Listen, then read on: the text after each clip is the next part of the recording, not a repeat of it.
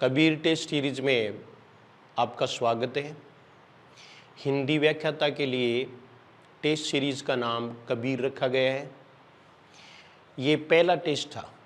पहला टेस्ट आपने दे लिया, सभी ने प्रशंसा ही की है, जैसा कि करते हैं। सबने कहा कि प्रश्न बहुत अच्छे हैं, लेकिन मैं ये कहूँगा कि प्रश्न नहीं, इसका सॉल्यूशन बहुत इम्पोर्टेंट है परीक्षा के लिए। इसलिए आप दत्तचित्त होकर ये सॉल्यूशन सुने, इसको अपने रजिस्टर में लिखें। आपको परीक्षा तक सबसे अच्छे नोट्स इससे मिल सकते हैं। मैंने बहुत सारी किताबें हैं वो टटोली हैं, देखा है, उनका निरीक्षण किया है, उनमें से कंसल्ट किया है। बेसिक बुक्स हैं, उनमें सब देख करके कहाँ से प्रश्न आते हैं, कैसे प्रश्न आते हैं, फिर प्रश्नों को डिज़ाइन किया। उसके बाद में सॉल्यूशन अपने आप में बहुत इम्पोर्टेंट है। सॉल्यूशन में आपको 10 गुना ज़्यादा प्रश्न मिलेंगे, जैसा कि अभी आप देखेंगे। तो इसमें देखिए आप पहला प्रश्न सॉल्यूशन में, पहला प्रश्न ये देखिए, मिस्र बंधु विनोद का प्रकाशन हुआ 1913 ईस्वी में, 1839 में, 1883 में, 1889 में। ये 4 विकल्प हैं। प्रश्न आपने देख लिया, प्रश्न आप कर भी लेंगे। जो पहली बार देख रहे हैं वो उन्होंने उत्तर सोच लिया होगा कि ये कोई खास प्रश्न नहीं है, बल्कि इसका उत्तर कौन सा है, ए है, 1913 ईस्वी में। ये हो गया। अन्य विकल्प है वो बहुत इंपॉर्टेंट है। सबसे पहले हम चर्चा करेंगे मिस्र बंधु विनोद, 1913 ईस्वी में इसका प्रकाशन। तो मिस्र बंधु विनोद के बारे में मैं बता दूं कि मिस्र बंधु विनोद के राइटर मिस्र बंधु हैं। इसका मतलब एक नहीं बल्कि 3 भाई हैं, श्याम बिहारी मिस्र बंधु, सुखदेव बिहारी और गणेश बिहारी। इन तीनों को मिलाकर के मिस्र बंधु कहा जाता है। कुछ ये भी कहते हैं कि ये कुल 4 भाई थे, लेकिन वो हमें मतलब नहीं, साहित्य में ये 3 ही बात मिलती है। ये कोई प्रश्न आने वाला भी नहीं है, लेकिन मैंने बता दिया कि मिस्र बंधु है वो किसी एक का नाम नहीं है, बल्कि ये मिस्र ब्रदर्स हैं। जैसे आपने कई दुकानों पर देखा होगा ना, फलाने ब्रदर्स और है, तो वो भाइयों का समूह है। तो ये भी भाइयों का समूह है। इसका प्रकाशन 1913 ईस्वी में हुआ। मिस्र बंधु विनोद में 5000 कवि हैं। ये आप नोट कर लें, कवियों की संख्या कितनी है, 5000। बहुत होते हैं 5000। अगर हमसे ये कह दिया जाए तो 5000 नाम भी हमें नहीं लिख सकते, उसमें भी बहुत समय लगेगा। 5000 कवियों का विवरण है, एक बात। दूसरी बात आपको ये ध्यान में रखनी है कि ये ग्रंथ हिंदी साहित्य इतिहास का इतिवृत्तात्मक ग्रंथ है। इतिवृत्तात्मक ग्रंथ, इतिवृत्तात्मकता है इसमें। इतिवृत्त का मतलब कथात्मक तत्व है। इसमें कालक्रम विशेष होता है कि जैसे पहले ये हुए, उसके बाद में ये हुए। कवियों का विवरण प्रस्तुत किया है, वो एक कथा के रूप में प्रस्तुत किया गया है। मिस्र बंधु विनोद कुल 4 भागों में विभक्त है। 4 भाग हैं और 8 इसके खंड हैं। खंड कितने हैं, 8। 4 भाग, जैसा कि आप काल विभाजन में पढ़ते हो 8 कुल मिलाकर के, तो 8 कालखंड हैं। ये देखो, 4 भाग और 8 कालखंड, ये भी हो गया। इन 4 भागों में से 3 भागों का प्रकाशन 1913 ईस्वी में। 3 भागों का प्रकाशन, 3 भागों का प्रकाशन 1913 ईस्वी में हुआ। चौथे भाग का प्रकाशन 1934 ईस्वी में हुआ। कुछ किताबों में ये आपको 1914 मिलेगा। प्रतियोगिता साहित्य गाइड है उसमें और है, तो वो आपको नहीं मानना है, बल्कि ये 1934 में ही था। ठीक है। इसमें विशेष बात इस ग्रंथ की जो है वो ये है कि इसमें कालखंड यानी काल विभाजन और नामकरण है। इसके साथ साथ में कवियों की श्रेणी भी की गई है, काव्यांगों का परिचय भी दिया गया है। काव्यांग जो होते हैं उनका परिचय भी इसमें दिया गया है। एक भारी वृत्त संग्रह है। रामचंद्र शुक्ल ने इसको भारी वृत्त संग्रह कहा है और मिश्र बंधुओं ने इनको परिश्रमी संकलन करता कहा है।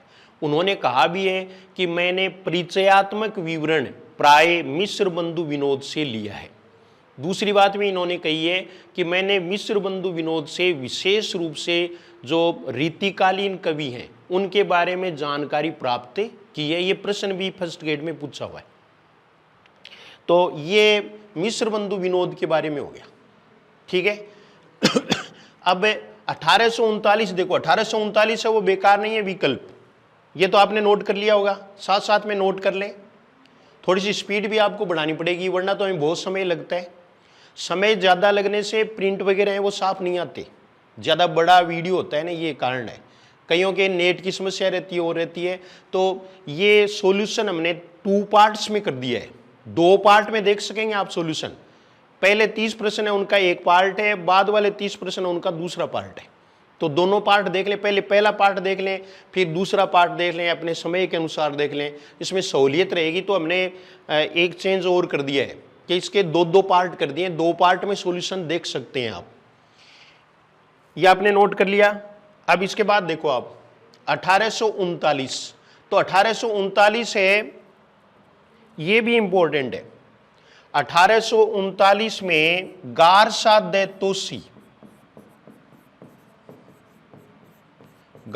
दे तोसी ने हिंदी साहित्य इतिहास का प्रथम ग्रंथ लिखा फ्रेंच भाषा में। लिखने वाला भी विदेशी और भाषा भी विदेशी। ये पेरिस में लिखा गया। इस ग्रंथ का नाम थोड़ा बड़ा है क्योंकि ये फ्रेंच भाषा में है। और ये देखिए आप, इस्तवार दे ला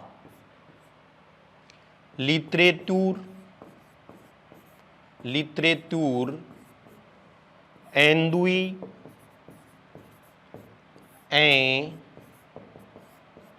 हिंदुस्तानी।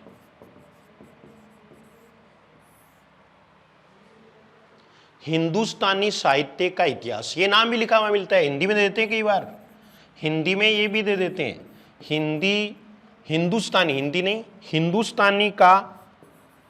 हिंदुस्तानी साहित्य का इतिहास, ये इसका हिंदी में कन्वर्जन मान लो आप। इसका प्रकाशन 2 संस्करणों में माना जाता है। प्रथम संस्करण है, इसके 2 भाग हैं। प्रथम भाग का प्रकाशन 1839 में है। यहीं से हिंदी साहित्य इतिहास लेखन की परंपरा प्रारंभ होती है। ये पहला प्रश्न भी आ सकता है, हिंदी साहित्य इतिहास लेखन की परंपरा प्रारंभ हो सकती है तो 19वीं सदी में है, एक विकल्प। दूसरी बात आपको ये ध्यान रखनी है, 19वीं सदी पूर्वार्ध में है क्योंकि 1850 से पहले है। दूसरा, ये दोनों ही नहीं दें तो ये भी हो सकता है कि मध्य में, 19वीं सदी मध्य, लगभग मध्य तो हो ही गया ना, तो मध्य में 1839 में हिंदी साहित्य के इतिहास लेखन की परंपरा शुरू मानी जाती है। और गारसा दे तोसी होती है नलिन विलोचन शर्मा, जो हिंदी साहित्य इतिहास दर्शन के लेखक हैं। उन्होंने निर्विवाद रूप से ग्रियर्सन को प्रथम हिंदी साहित्य इतिहास का लेखक मानना है, प्रवर्तक मानना है, और फ्रेंच भाषा में लिखा गया है। इन्होंने ये ग्रंथ है वो अंग्रेजी वर्णमाला के वर्णक्रमानुसार लिखा है। इसमें वर्णानुक्रमी पद्धति का प्रयोग किया गया है। ये सब बातें हैं। तो ये मैंने आपको बता दिया प्रथम संस्करण, प्रथम भाग। अब फिर ये देखो द्वितीय भाग है वो शुक्ल जी है, वो तो 46 वगैरह ऐसे लिखते हैं, लेकिन ये 1847 में ही है, 1847 में हो गया। फिर देखो द्वितीय संस्करण है, इसके 3 भाग हैं। द्वितीय संस्करण के 3 भाग, द्वितीय संस्करण 3 भाग हैं। द्वितीय संस्करण के 3 भाग हैं। इन तीनों भागों का प्रकाशन 1871 ईस्वी में, कई बार ये दो दो दे देते हैं ना, तो 1870-71 में, 1870-71 ईस्वी में। कुछ ये बताते हैं कि दो भाग है वो तो 1870 में प्रकाशित हो गए थे और तीसरा है वो 1871 में हुआ, लेकिन लगभग है वो 1871 ही दे रखा है, 1871 ईस्वी। ये गारसादे तोसी की बात थी। गारसादे तोसी ने पहला इतिहास ग्रंथ लिखा।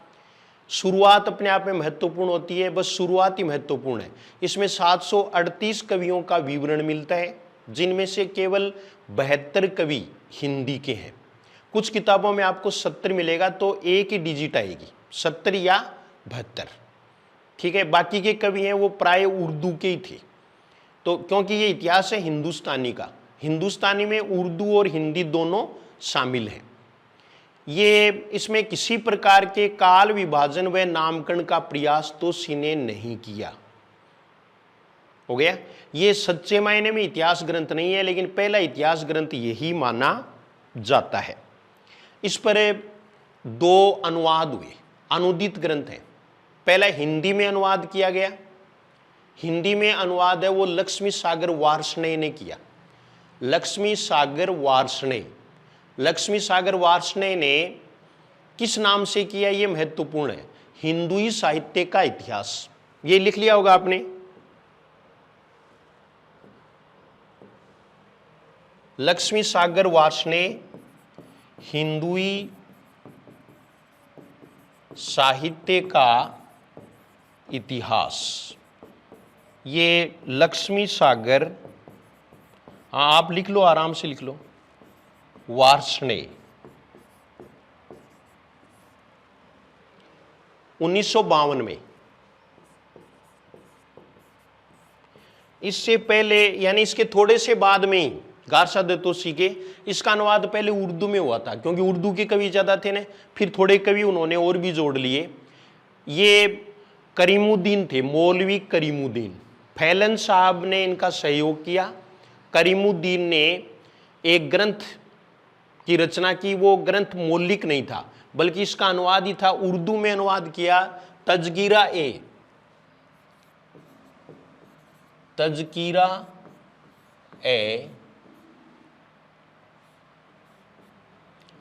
सूराई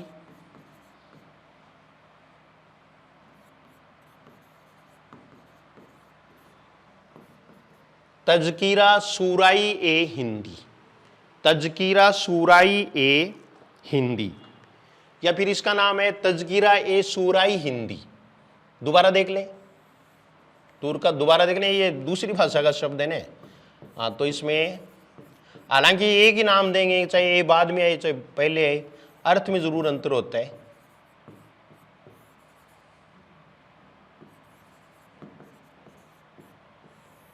तजकीरा ए सूराई हिंदी। यहां एक ही प्रश्न पूछते हैं, और वो ये पूछते हैं कि सबसे पहले हिंदी साहित्य इतिहास लेखन में कालक्रम का उल्लेख किसने किया? तो कालक्रम का उल्लेख है वो मौलवी करीमुद्दीन ने किया। ये काल विभाजन नहीं है, काल विभाजन अलग बात है, कालक्रम अलग है। कालक्रम का मतलब कवियों को कालक्रम के अनुसार प्रस्तुत कर दिया, जबकि तोसी ने वर्णक्रमानुसार, वर्णमाला के अनुसार प्रस्तुत किया था। भाई जैसे किसी का नाम ए पर है तो उसको पहले ले लिया, और जेड पर है उसको अंत में ले लिया। हालांकि कहने को ये भी कहते हैं कि इस ग्रंथ में पहला कवि है वो अंगद है और अंतिम कवि है वो हेमंत है, लेकिन ये बात गले नहीं डलती, क्योंकि ये अंग्रेजी वर्णमाला की बात नहीं है, ये तो हिंदी की बात हुई। तो हो सकता है कि ये लक्ष्मी सागर वार्ष्णेय इनके ग्रंथ में ऐसा हो सकता है, लेकिन मान लीजिए प्रश्न आ जाए, हमें प्रश्न से मतलब है, तो पहला कवि अंगद और अंतिम कवि हेमंत। ये गारसादे तोसी के बारे में है। गारसादे तोसी ने एक ग्रंथ लिखा था, उसमें विक्टोरिया जो महारानी है उनको ये समर्पित है। उन्होंने ये प्रकाशित, उनकी सहायता से ये प्रकाशित हो पाया, क्योंकि पहले ऐसे हो नहीं पाता था। ये 1839 की बात। देखो दूसरा विकल्प अभी हमें डिस्कस किया है हमने केवल। फिर देखो 1883, ये भी इंपॉर्टेंट है। 1883 में कौन सा ग्रंथ प्रकाशित हुआ? इतिहास ग्रंथ आपके पाठ्यक्रम में है। देखो सबसे पहले हमें पाठ्यक्रम देख लेना चाहिए। पाठ्यक्रम में पहली लाइन लिखी हुई है हिंदी साहित्य इतिहास लेखन परंपरा, उसके बाद में है हिंदी साहित्य इतिहास ग्रंथ और लेखक। ये हो गया, वही बात हम कर रहे हैं। 2-3 प्रश्न आएंगे। तो यहां देखिए आप 1883 में, तो 1883 में शिव सिंह सरोज, शिव सिंह सरोज, इस ग्रंथ का प्रकाशन हुआ। इसके राइटर थे शिव सिंह सेंगर। राइटर कौन थे? शिव सिंह सेंगर। अब किसी ने मेरे से आकर ये पूछा कि या शिव सिंह सरोज है ने, ये इसने क्या किया, इसने क्या लिखा? मैंने कहा ये ग्रंथ का नाम है। तो सरोज का नाम लेते ही हमारे दिमाग में एक ही चीज आती है कि स्त्रीलिंग है, जबकि स्त्रीलिंग नहीं है। सरोज, विनोद, ऐसे शब्द वो पहले ग्रंथों के टाइटल में दिए जाते थे, और सरोज का अर्थ है वो कमल है, और ये पुल्लिंग है, कभी भी सरोज स्त्रीलिंग नहीं है। नाम होने से कुछ नहीं होता। वो तो हमें व्याकरण में जो चर्चा चलेगी तब व्याकरण की बात करेंगे। व्याकरण में भी बहुत कुछ है। व्याकरण में पेपर में पूरी व्याकरण है, वो आपको कंप्लीट व्याकरण यानी पूरा व्याकरण है, वो उसमें स्पष्ट हो जाएगा। पूरा काव्य शास्त्र स्पष्ट हो जाएगा। जितनी भी रचनाएं दी हुई हैं उनमें से मुख्य पार्ट्स हैं, उनको बहुत अच्छी तरह से इस टेस्ट सीरीज के माध्यम से समझाया जाएगा। ये आप देख सकेंगे। जिन्होंने ले रखी टेस्ट सीरीज वो तो देख ही सकेंगे। जिन्होंने नहीं लिए उनके लिए मैं सलाह उनको बता रहा हूँ वास्तव में कि आप विश्वास करें, बहुत फायदा होगा। इतना फायदा आपको शायद ही किसी किताब से हो। ये सब किताबों का एक प्रकार से निचोड़ है।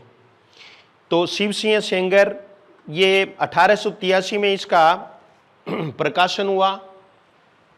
यहां जो प्रश्न पूछते हैं वो देखिए, एक प्रश्न है हिंदी भाषा में लिखित, वो तो फ्रेंच में था, में लिखित प्रथम इतिहास ग्रंथ। इतिहास का मतलब आप हिंदी साहित्य इतिहास से लें, इतिहास ग्रंथ। हिंदी भाषा में सबसे पहले ये लिखा गया। इसमें 1000 कवियों का विवरण है। प्राय कुछ अलग अलग बताते हैं इसमें, लेकिन वो संख्या आपको नहीं माननी। 861 कई खोज करके कैसे लाते हैं, लेकिन अंत तक यानी लमसम में 1000 है। 1000 पर प्रश्न पूछते हैं, ठीक है। इसे हिंदी साहित्य इतिहास का प्रस्थान बिंदु कहा जाता है। ये भी प्रश्न पूछते हैं, हिंदी साहित्य इतिहास का प्रस्थान बिंदु कहा जाता है। ये इतनी बातें हो गई।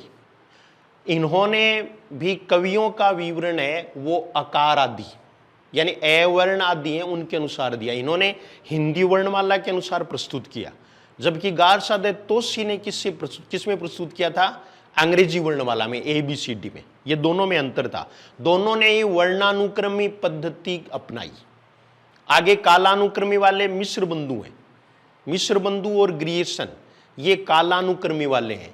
विधेयवादी पद्धति है वो रामचंद्र शुक्ल ने अपनाई, जिसमें प्रवृत्तियों पर और परिस्थितियों पर अधिक बल दिया जाता है। इतनी चीज आपको ध्यान में रखनी है। विधेयवादी पद्धति को इतिहास लेखन की श्रेष्ठ पद्धति माना जाता है, जिसका आगाज हिंदी में किसने किया? रामचंद्र शुक्ल ने। वैसे इसके आविष्कारक हैं वो तेन मोदे हैं। ये भी एक बार प्रश्न पूछा हुआ है। विधेयवादी पद्धति है, ये देखो आप, इसके आविष्कर्ता कौन है? तेन मोदे हैं। ये कुछ जगह है ना वो ये तेन ही नाम है, ये ध्यान रखना है। कुछ जगह है ना वेन, ऐसे वो मिसप्रिंट है, ये TAIN है, TAIN। तो ये चीजें इसमें आपको ध्यान में रखनी है। लेकिन इसकी कमी क्या रही? इन्होंने भी किसी प्रकार का काल विभाजन या नामकरण इस तरह का कोई प्रयास नहीं किया। ये शिव सिंह सरोज। शिव सिंह सरोज में आप ये काम में ले सकते हो कि जैसे सरोज नाम की कोई हमारे घर में एक महिला लड़की है और वो ससुराल जा रही है, तो ससुराल जाती है तो लड़कियों को कुछ न कुछ देते ही हैं। जिस समय 1000 का नोट चलता था वो उसको दे दिया, तो आपके एक दिमाग में बैठ गई कि सरोज सासरे के लिए प्रस्थान करगी और बिन 1000 को नोट दे दियो। यानी 1000 कवि हैं, प्रस्थान बिंदु है और शिव सिंह सरोज ग्रंथ का नाम है। राइटर का नाम शिव सिंह कौन है? शिव सिंह सेंगर है। और 1883 में इसका प्रकाशन है। ये दोनों ग्रंथ हैं, इनको गुलाब राय ने वृत्त संग्रह कहा है। गुलाब राय ने क्या कहा? केवल कि ये वृत्त संग्रह है, इनको सच्चे मायने में इतिहास ग्रंथ नहीं कह सकते। तो सच्चे मायने में इतिहास न होते हुए भी, यानी नाम से इतिहास न होते हुए भी, कहीं भी उसके टाइटल में इतिहास नाम नहीं है, फिर भी इसको इतिहास ग्रंथ सच्चे मायने में कहते हैं। उसका प्रकाशन हुआ 1889 में। इसकी बात करेंगे अब। ये देखिए आप 1889 में, तो 1889 में ये देखो आप 1889 में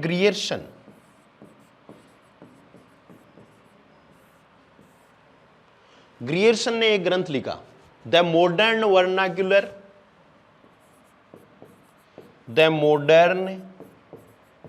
वर्नाक्यूलर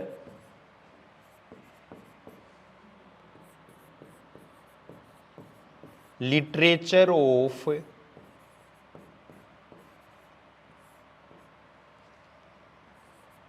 नदर्न हिंदुस्तान।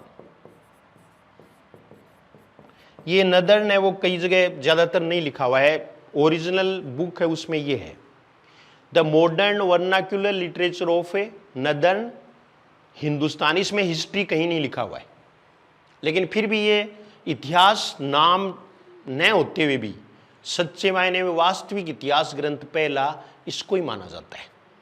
ग्रियर्सन ही परवर्तीकालीन इतिहास लेखक हैं, उनके लिए पथ प्रदर्शक बने, जिसका प्रमुख कारण क्या था? वो 2-3 कारण थे।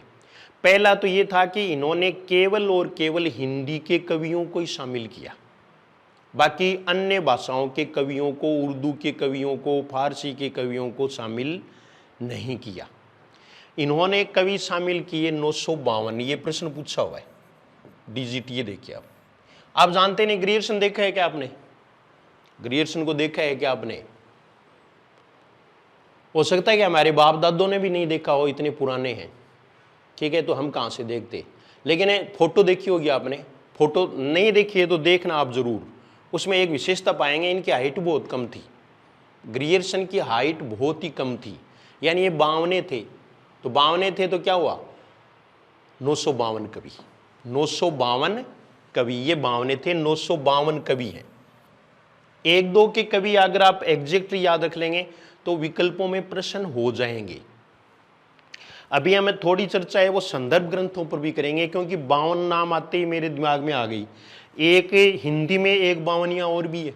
बावनिया जानते हो क्या भाई? आप इष्ट देव और ये सब भूल जाओ आप, बल्कि इष्ट देव को हमें सिर माथे पर रखना है, उनको उनका ध्येय रखना है, ये एक अलग बात है। लेकिन फिर भी उनसे अगर एक प्रश्न याद होता है तो भी बहुत अच्छी बात है। ये मैं अभी आपको बताऊंगा कि मैंने ऐसा क्यों कहा, लेकिन पहले ये पूरा कर देते हैं। तो पहली बात तो एक ये हुई कि हिंदी कवियों को शामिल किया। इन्होंने हिंदुस्तानी को ही मूल भाषा माना, बल्कि संस्कृत को भी विदेशी माना। हो गया। दूसरी बात इन्होंने क्या है कि इन्होंने अपने इतिहास ग्रंथ को काल विभाजन में, यानी काल विभाजन किया और उनके नाम दिए। इस तरह से इन्होंने 11 अध्यायों में विभक्त किया।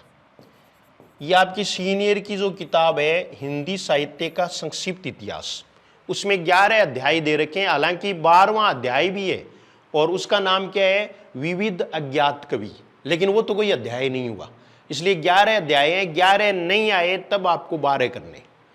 हो गया। ऐसा हिंदी में बहुत जगह में ऑप्शन अपने पास रखने पड़ेंगे, प्रायोरिटी अपने पास रखें। तो यानी एक प्रकार से ये वैज्ञानिक इतिहास हुआ, क्योंकि काल विभाजन और नामकरण सबसे पहले ग्रियर्सन ने किया। यही प्रश्न पूछते हैं हिंदी साहित्य इतिहास लेखन में सर्वप्रथम काल विभाजन व नामकरण किसने किया? तो ग्रियर्सन ने किया। इतना लिख लिया होगा आपने। फिर एक चीज इन्होंने और की, और वो कौन सी की? कि हिंदी साहित्य इतिहास का विकास क्रम तय किया। 4 विकास क्रम आपने देखा होगा कि विकास क्रम है वो क्या होता है? विकास क्रम का मतलब हिंदी साहित्य इतिहास का विकास है वो किस तरह से हुआ, उसका विकास क्रम क्या रहा, वो भी सबसे पहले किसने तय किया, वो भी सबसे पहले वो ग्रियर्सन ने ही तय किया, क्योंकि ग्रियर्सन ही उसके जन्मदाता हैं, वो कहलाते हैं। तो ग्रियर्सन ने ये दरबारी साहित्य ऐसे बना करके और 4 यानी विकास क्रम है वो इन्होंने तय कर दिया। इन्होंने सबसे पहले वो चारण काव्य माना, लिखना चाहो तो लिख लो, चलो लिख लो, ये चारण काव्य। आप क्या लिख रहे हैं, आप लिख रहे हैं हिंदी साहित्य के विकास क्रम का निर्धारण जो ग्रियर्सन ने किया था, चारण काव्य, दूसरे नंबर पर धार्मिक काव्य, तीसरे पर लिखो प्रेम काव्य, और चौथा है दरबारी काव्य। एक बार फिर से सुन लें, चारण काव्य, धार्मिक काव्य, प्रेम काव्य, दरबारी काव्य, ये विकास क्रम तय सबसे पहले इन्होंने किया था। तो ये इसका एक कारण था, ठीक है। ग्रियर्सन ही है जिन्होंने 16वीं 17वीं सदी को हिंदी का स्वर्णकाल कहा, यानी भक्तिकाल को स्वर्णकाल कहने वाले ग्रियर्सन ही थे। इन्होंने सबसे पहले अपना जो काल विभाजन किया उसमें अध्याय जो बनाया उसमें रीतिकाल नाम दिया, 7वें नंबर पर रीतिकाल नाम इन्होंने दिया, ठीक है। आगे भी एक बार ही आ जाएंगे, उनकी चर्चा हमें एक बार फिर से कर लेंगे। अब ये ग्रंथ भी क्या है कि इंग्लिश में था, तो ज़्यादा भाया नहीं लोगों को, क्योंकि अंग्रेजी कम जानते थे और सुधार अब तक भी हमें तो मेरी समझ में ज़्यादा हुआ नहीं अंग्रेजी जानने के मामले में। तो हम लगभग वैसे के वैसे ही हैं। पहले वाले शायद ज़्यादा ठीक थे, ज़्यादा इंग्लिश जानते थे, पढ़े लिखे थे, वो तो जानते थे। आजकल ज़्यादा ज़रूरत भी नहीं पड़ती है। इसमें आपके 4-5 प्रश्न जरूर आएंगे, वो थोड़ा बहुत प्रभावित करेंगे, ऐसी कोई बात नहीं है, लेकिन फिर भी इंग्लिश आए ये कोई ज़रूरी नहीं है। फर्स्ट पेपर में जो 5 प्रश्न आते हैं उनकी बात मैं कर रहा हूँ। चलो ये छोड़िए, आप ग्रियर्सन हो गए, ग्रियर्सन ने ये किया, ठीक है। तो ग्रियर्सन की ये उपलब्धियां थी जिसके आधार पर इनको पथ प्रदर्शक माना गया। ये ग्रियर्सन की बात होगी। अब ग्रियर्सन का ये ग्रंथ अंग्रेजी में था तो इसका भी हिंदी अनुवाद हुआ, वो प्रश्न इंपॉर्टेंट है, और उसका नाम था हिंदी साहित्य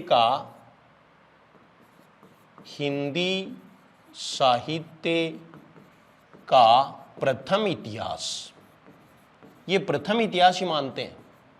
ये देखिए, हिंदी साहित्य का प्रथम इतिहास है, the modern vernacular literature of northern Hindustan का हिंदी अनुवाद था। ये ग्रंथ का नाम है। इसके राइटर थे किशोरी लाल गोस्वामी। किशोरी लाल गोस्वामी, कुछ है ना वो गुप्त लिखते हैं, तो वो एक ही बात है, ठीक है। हिंदी साहित्य का प्रथम इतिहास। अब इसमें प्रश्न आता है ना, तो यह आ जाता है हिंदी साहित्य का प्रथम इतिहास ग्रंथ किसने लिखा, तो ये गार सादत तो सी नहीं आएगा। हिंदी साहित्य इतिहास का प्रथम ग्रंथ उन्होंने लिखा, लेकिन ग्रंथ का नाम आ जाए तब क्या होगा, किशोरी लाल गुप्त होगा। ये पक्का याद रखना है। ये ग्रियर्सन हो गया। 4 विकल्पों में देखो इतना समय हमें लगा है, इतना समय लगाए तो ये लेसन सा हो गया, तो इसलिए थोड़ा सा इसको शॉर्ट भी करना पड़ेगा। ये तो पहला प्रश्न था जो मैंने आपको बताया कि इस तरह से आप अपनी स्ट्रेटेजी अपनाएं, उनके बारे में विकल्पों से आप प्रश्न खोजें। अब थोड़ी सी बात है, ग्रंथों की बात चल रही है, इतिहास ग्रंथों की बात चल रही है, तो मैं संदर्भ ग्रंथ भी आपको बता दूं। संदर्भ ग्रंथों की बात जब हम करते हैं तो सबसे पहले जैसे नाभादास का अष्टयाम संदर्भ ग्रंथ है। वार्ता महत्वपूर्ण है। 2 ग्रंथ आप जरूर याद रख लें, आगे भी आएंगे इतिहास में। एक तो 84 वैष्णवन की वार्ता, एक 252 वैष्णवन की वार्ता। इन्होंने शिव सिंह सेंगर ने, गारसा देतोसी ने, ग्रियर्सन ने, इन्होंने अपना ग्रंथ लिखा है, तो कोई तो आधार बनाया ही है। ऐसे जो आधार ग्रंथ हैं उनको ही संदर्भ ग्रंथ कहते हैं। तो संदर्भ ग्रंथ के रूप में ये हमें ले सकते हैं। 2 वार्ताएं हैं, 84 वैष्णवन की वार्ता, 252 वैष्णवन की वार्ता। दोनों के रचयिता हैं वो गोकुलनाथ हैं या गोकुल स्वामी हैं, जो विठलनाथ के बेटे थे। अब इन्होंने क्या किया कि 2 ग्रंथ लिखे, उनमें वार्ताओं का बड़ा महत्व है। किसमें? पुष्टि मार्ग में। तो इन्होंने दो ग्रंथ लिखे, वो एक तो 252 वैष्णवन की और एक 84 वैष्णवन की वार्ता। 84 वैष्णवन की वार्ता, ये देखो आप। तो 84 वैष्णवन की वार्ता है वो किससे संबंधित है और 252 वैष्णवन की वार्ता किससे संबंधित है। यहां आपको ये ध्यान रखना है कि एक तो वल्लभाचार्य के शिष्य हैं उनकी वार्ताएं हैं और दूसरे में क्या है, विठलनाथ के शिष्य हैं उनकी वार्ताएं हैं। ये परीक्षा में थोड़ा मिक्सअप हो जाता है, तो यहां आपको ध्यान में रखना है कि आप पढ़ते हो तो बल्ब की जरूरत पड़ती है आपको। बल्ब है वो 84 वोल्ट का, कितने वोल्ट का, 84 वोल्ट का। तो 84 वोल्ट का वल्लभ के शिष्य हैं वो 84। ये देखिए आप, ये वल्लभाचार्य। तो 84 वाट के वल्लभ में पढ़ना है। दूसरी बात है 252, ये विठलनाथ। विठल है वो विष्णु का ये एक रूप है जो काफी छोटा होता है, बावना। आजकल तो लड्डू गोपाल और ये खूब चलते हैं ना। हाँ, तो ये बावना है। हाँ, तो बावना है 252, इसमें 252 है। दोनों के रचयिता हैं वो गोकुलनाथ है। इस तरह से आप थोड़ा बहुत है वो याद रख सकते हैं, बाकी और कोई जरूरत नहीं है। बल्कि जब भी आएगा मैं एक दो संदर्भ ग्रंथ आपको और बता दूंगा। ये हमारा पहला प्रश्न हुआ। इसके बाद में देखिए दूसरा प्रश्न, ये देखो आप। आचार्य रामचंद्र शुक्ल द्वारा रचित हिंदी साहित्य का इतिहास के संबंध में कौन सा कथन असंगत है। यहां कभी भी मैंने हिंदी साहित्य के इतिहास की 5 प्रतियां खरीदी तो ये ध्यान रखना आपको, ये के कभी नहीं होगा, टाइटल का चेंज नहीं होगा। ये कौन सा कथन असंगत है। इसका प्रकाशन 1929 ईस्वी में हुआ, बिल्कुल ठीक है। ये 1927 तक का इतिहास है। 1927 में लिखा गया, कुछ जगह 27 कुछ जगह 28 ऐसे मिलता है। तो ये जनवरी 1929 में प्रकाशित हुआ, नागरिक प्रचारिणी सभा द्वारा। ये ध्यान रखना है। यह ग्रंथ 4 सुस्पष्ट कालखंडों में विभक्त है, 4 कालों में विभक्त है, जिसमें आदिकाल, ये देखिए आप 4 काल हैं, वो चारों काल आप नोट कर सकते हो, आपको पता भी है। आदिकाल, आदिकाल ये वीरगाथा काल, ये काल कालगत नामकरण है और ये प्रवृत्तिगत है। ये प्रश्न ही पूछेंगे ज्यादातर। इनका जो नामकरण है वो दोहरा नामकरण था, ठीक है, लेकिन प्रवृत्तिगत नामकरण है वही ज्यादा फेमस हुआ, प्रचलित हुआ, लोकप्रिय हुआ। आदिकाल। दूसरा देखो पूर्व मध्यकाल, पूर्व मध्यकाल ये भक्ति काल है। इसके बाद में देखो उत्तर मध्यकाल, उत्तर मध्यकाल ये रीति काल है। उत्तर मध्यकाल है वो रीति काल है। आधुनिक काल, शुक्ल ऐसे हैं जिन्होंने सबसे पहले आधुनिक शब्द का प्रयोग किया था इस काल में। तो आधुनिक काल है, ये कालक्रम कालगत हुआ, और ये गद्य काल। प्रवृत्तिगत है वो कौन सा है, गद्य काल, क्योंकि काल विभाजन और नामकरण भी हमारे सिलेबस में। ये इन्होंने काल 4 स्पष्ट काल, 4 कालों में इन्होंने 900 कवियों का विवरण प्रस्तुत किया था। काल जो बहुत ज्यादा पेचीदा या कॉम्प्लिकेटेड मिस्र बंधुओं ने बना दिया था, 8 कालखंड कर दिए थे, उनको इन्होंने 4 भागों में बांट दिया। ये इनकी विशेषता होगी। इस इतिहास ग्रंथ में पूरे भक्ति काल को 4 भागों या शाखाओं में विभक्त किया गया। ये भी 4 शाखाएं हैं, ये तो आपने नोट कर लिया होगा।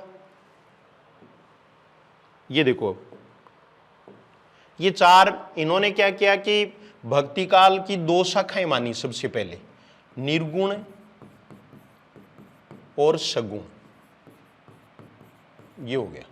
फिर निर्गुण की 2 शाखाएं मान ली, ज्ञानाश्रयी, ज्ञानाश्रयी, और दूसरी है प्रेमाश्रयी। ये बाद में बात करेंगे अपन, ये सूफी वाली प्रेमाश्रयी। फिर सगुण है, इसके 2 मान लिए, राम भक्ति काव्य और कृष्ण भक्ति काव्य। ये चार स्पष्ट कौन से हो गए? ज्ञानाश्री, प्रेमाश्री, राम भक्ति काव्य, कृष्ण भक्ति काव्य। इस प्रकार से इनका प्रवृत्ति अनुसार या प्रवृत्तिगत विभाजन है, इसका भी, भक्ति काल का भी। फिर अगला देखो, शुक्ल ने इस ग्रंथ में आदिकाल को 5 प्रकरणों में विभाजित किया। थोड़ा सा डेप्थ में है प्रश्न, ऐसे प्रश्न हालांकि कम पूछते हैं, मैंने इसलिए लिया कि आप विषय वस्तु की गहराई तक एक बार चले जाएं। तो ये 4 प्रकरणों में विभाजित है, 5 में नहीं है, 4 में। ये प्रकरण भी मैंने क्यों लिए, एक बार प्रश्न पूछा हुआ है, और वो क्या है कि वीरगाथा काल कौन सा प्रकरण है। इन्होंने वीरगाथा नाम जो दिया है, तो उस काल का ये प्रकरण का नाम भी है। तो वीरगाथा काल है वो तीसरा है, तीसरा प्रकरण वीरगाथा काल है। वीरगाथा काल कौन सा है? तीसरा प्रकरण है। इस प्रकार से उत्तर हुआ डी, ये उत्तर हो गया। रामचंद्र शुक्ल के इतिहास ग्रंथ के बारे में पूरा का पूरा आपको ध्यान में रखना है, ठीक है। आगे भी देखो प्रश्न, अगला प्रश्न देखिए, असंगत नहीं है हिंदी साहित्य की भूमिका रीति काव्य की भूमिका। प्रश्न को ध्यान से देखें। अब असंगत नहीं है, इसका मतलब है संगत है। चारों में से एक ही सही है, 3 गलत हैं। 3 है वो सुमेलित नहीं है। तो पहला तो सुमेलित है ही नहीं। हम क्या करते हैं कि जो ही प्रश्न को देखते हैं तो हो हिंदी साहित्य की भूमिका है, ये तो हजारी प्रसाद द्विवेदी का है, रामचंद्र शुक्ल का है ही नहीं, और टिक कर देते हैं। तो ऐसा नहीं करना है। प्रश्न को एक बार आप फिर से देख लें, संगत नहीं है, असंगत नहीं है, ए लगाने पर, नहीं आने पर पॉजिटिव हो जाता है प्रश्न, यानी फिर आपको सही ढूंढना है। तो ये देखिए आप, हिंदी साहित्य की भूमिका है, ये हजारी प्रसाद द्विवेदी, इनका नहीं है, तो ये तो विकल्प नहीं होगा। रीति काव्य की भूमिका ही उत्तर होगा, ये डॉक्टर नगेंद्र। हिंदी साहित्य का अतीत परशुराम चतुर्वेदी का नहीं है। साहित्य का इतिहास दर्शन भी डॉक्टर धीरेन्द्र वर्मा का नहीं है। अब ये विकल्प क्यों लिए, यही क्यों लिए गए, इसके पीछे भी कारण है। रामचंद्र शुक्ल का तो हमने पहले ले लिया हिंदी साहित्य का इतिहास, जो कि इतिहास लेखन में मील का पत्थर माना जाता है। अब आगे आप देखिए, हिंदी साहित्य की भूमिका, ये हजारी प्रसाद द्विवेदी, हजारी प्रसाद द्विवेदी ने 3 ग्रंथ लिखे इतिहास से संबंधित, जिनमें से एक ये भी है, इसका प्रकाशन वर्ष भी पूछ लेते हैं, ये 1940 ईस्वी में है। एक बात आपको और ध्यान में रखनी है कि हजारी प्रसाद द्विवेदी ही पहले ऐसे व्यक्ति थे जिन्होंने रामचंद्र शुक्ल की मान्यताओं का ठोस प्रमाणों के आधार पर उसका खंडन किया। इससे पहले शुक्ल का किसी ने खंडन नहीं किया, इन्होंने खंडन किया है, क्योंकि दोनों में अंतर था। शुक्ल हैं वो परिस्थिति और प्रवृत्ति को अधिक बल देते थे, जबकि हजारी प्रसाद द्विवेदी हैं वो परंपराओं को अधिक महत्व देते थे। ये दोनों में अंतर था। तो यहाँ ये भी आप प्रश्न है वो आसानी से कर सकते हैं। इसमें देखिए 3 ग्रंथ, तो 2 ग्रंथ हैं वो और हैं, हिंदी साहित्य का उद्भव और विकास, हजारी प्रसाद द्विवेदी के बता रहा हूं मैं, हिंदी साहित्य का उद्भव और विकास। ये टाइटल में आप प्रश्न देखोगे तो आपको थोड़ा ध्यान रखना पड़ेगा, ठीक है, कि हिंदी साहित्य का उद्भव और विकास आते ही तो बदल जाता है उत्तर। तो यहां आपको कहा नहीं करना है, बल्कि ये करना है, वरना क्या हो जाएगा, राम बहोरी शुक्ल हो जाएगा। लेकिन इतनी डेप्थ की बात छोड़ो, आपको तो ये याद रखना है, हिंदी साहित्य उद्भव और विकास 1952 हो गया। तीसरा जो है वो हिंदी साहित्य का आदिकाल, तीसरा ग्रंथ है वो लिख लो आप, हिंदी साहित्य का आदिकाल, हिंदी साहित्य का आदिकाल, ये भी 1952 में, हिंदी साहित्य का आदिकाल 1952। कुछ है वो 53 भी लेते हैं, तो 52-53 दोनों आपको ध्यान में रखने हैं। ये 1952 में है ही। डेप्थ में प्रश्न पूछने पर एक प्रश्न ये आता है कि व्याख्यान ग्रंथ कौन सा था, तो हिंदी साहित्य की भूमिका, ये इनका व्याख्यान ग्रंथ माना जाता है। ये हजारी प्रसाद द्विवेदी पूरे हुए, 3 हो गए, 3 ग्रंथ में से एक पूछ सकते हैं। उसके बाद में देखो रीति काव्य की भूमिका है। डॉक्टर नगेंद्र का एक ग्रंथ आप और जरूर याद रखना, वो इतिहास ग्रंथ तो नहीं है लेकिन रस सिद्धांत, ये देखो रस सिद्धांत इनका प्रसिद्ध ग्रंथ है। ये रस के नाम से रस सिद्धांत है, एक रस मीमांसा है। रस मीमांसा है वो रामचंद्र शुक्ल का, और एक है रसज्ञ रंजन। रसज्ञ रंजन है वो महावीर प्रसाद द्विवेदी का। हो गया। फिर इसके बाद में देखो आप हिंदी साहित्य का अतीत, ये परशुराम चतुर्वेदी का नहीं है, ये देखिए आप, ये किसका है, विश्वनाथ प्रसाद मिश्र का। विश्वनाथ प्रसाद मिश्र का है। तो फिर विश्वनाथ प्रसाद मिश्र लिख लें इसमें, विश्वनाथ प्रसाद मिश्र। और परशुराम चतुर्वेदी है, इन्होंने भी एक इतिहास ग्रंथ लिखा है, वो फिर क्या है, उत्तरी भारत की संत परंपरा। उत्तरी भारत की संत परंपरा, उत्तरी भारत की संत परंपरा। फिर है साहित्य का इतिहास दर्शन, ये डॉक्टर नलिन विलोचन शर्मा का है। नलिन विलोचन शर्मा, नलिन कमल को ही कहते हैं, नलिन विलोचन शर्मा। धीरेन्द्र वर्मा का सीधा सा ग्रंथ का नाम है हिंदी साहित्य। हिंदी साहित्य, ये देखो आप, हिंदी साहित्य उद्भव और विकास, ये हो ही गया। अगर यह आ जाए ना हिंदी भाषा उद्गम और विकास, तो ये उदय नारायण तिवारी का है। हिंदी साहित्य का उद्गम और विकास, कई जगह वो उद्भव लिखा हुआ है, वो गलत है, बल्कि उद्गम है। हिंदी साहित्य का उद्गम और विकास, तो ये उद्गम और विकास वाला है वो हिंदी भाषा का है। हिंदी भाषा का उद्गम और विकास ये उदय नारायण तिवारी का है, ये याद रखना है। तो ग्रंथों के नाम हमें काफी याद रखने पड़ेंगे। जो ग्रंथ छूट जाएंगे उनको हमें दूसरे में ले लेंगे। अभी दूसरा जो है ना वो सेकंड राउंड आएगा जिसमें टेस्ट होंगे, वहां ले लेंगे। तो ये दूसरा प्रश्न हो गया आपका। तीसरा प्रश्न हो गया। चौथा प्रश्न देखो आप, संगत नहीं है हिंदी साहित्य का आलोचनात्मक इतिहास, डॉक्टर रामकुमार वर्मा। ये बिल्कुल सही है। हिंदी साहित्य का आलोचनात्मक इतिहास डॉक्टर रामकुमार वर्मा का है। हिंदी साहित्य का वैज्ञानिक इतिहास डॉक्टर गणपति चंद्र गुप्त का है। हिंदी साहित्य का अतीत विश्वनाथ प्रसाद मिश्र हमने ले लिया। हिंदी साहित्य का वृहत इतिहास ये रामस्वरूप चतुर्वेदी का नहीं है, बल्कि ये नागरी प्रचारिणी सभा द्वारा प्रकाशित है। नागरी प्रचारिणी सभा द्वारा प्रकाशित है। नागरी प्रचारिणी सभा द्वारा प्रकाशित है। नागरी प्रचारिणी सभा द्वारा प्रकाशित। ये 16 खंडों में है। ये फर्स्ट ग्रेड में पूछा हुआ प्रश्न है। 16 खंडों में विभक्त। इनमें 16 खंड हैं, उनमें से अलग अलग हैं संपादक, जिसमें धीरेन्द्र वर्मा प्रमुख हैं, डॉक्टर नगेंद्र हैं। डॉक्टर नगेंद्र हैं, इन्होंने 6ठा 10वां ऐसे जो भाग हैं। जो 6ठ भाग है उसमें काफ़ी इनका चर्चित रहा, तो वो अपन बाद में ही बात करते रहेंगे। अब ये देखो, हिंदी साहित्य का आलोचनात्मक इतिहास, वैज्ञानिक इतिहास, विवेचनात्मक इतिहास, 3 नाम हो गए। एक बार ये मान लो, दूसरा इतिहास भी सब बताऊंगा मैं आपको। तो ये देखिए आप, हिंदी साहित्य का आलोचनात्मक इतिहास। तो आपको ये ध्यान में रखना है कि रामकुमार नाम का व्यक्ति प्राय गांव में होते ही हैं, शहरों में होते हैं, गांवों का क्या है, ठीक है।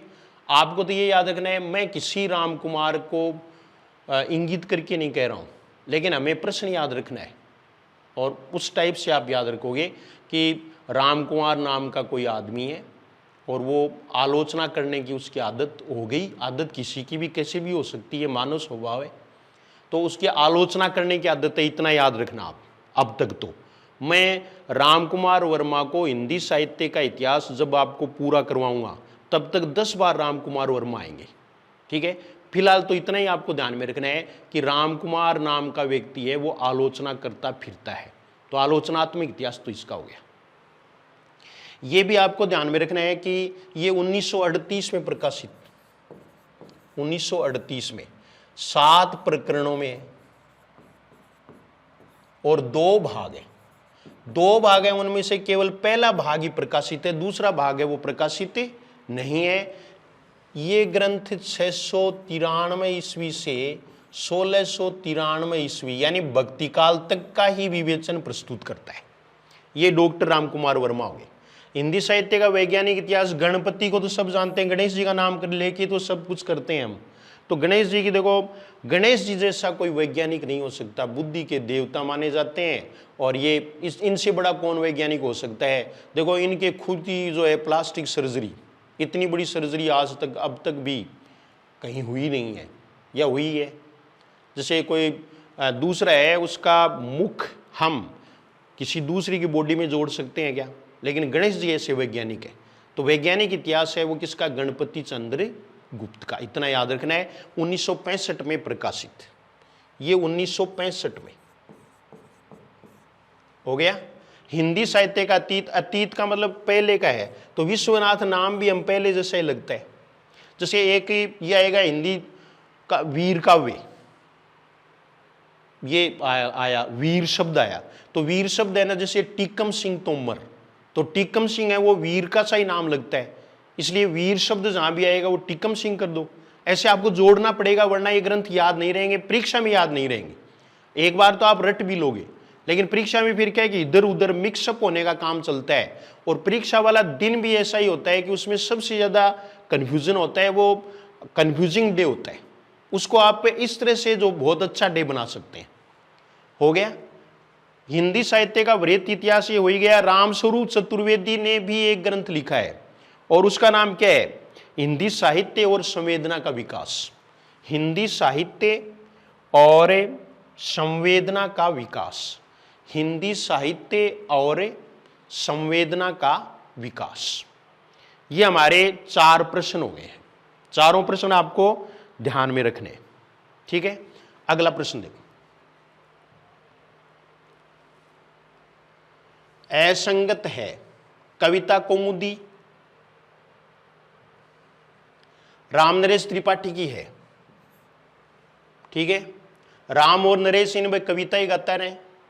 हिंदी कोविद रत्नमाला बाबू श्याम सुंदर दास का है। प्रश्न पूछा है असंगत है। ब्रजमाधुरी सार वियोगी हरि है, ब्रज में तो वियोग छाया था।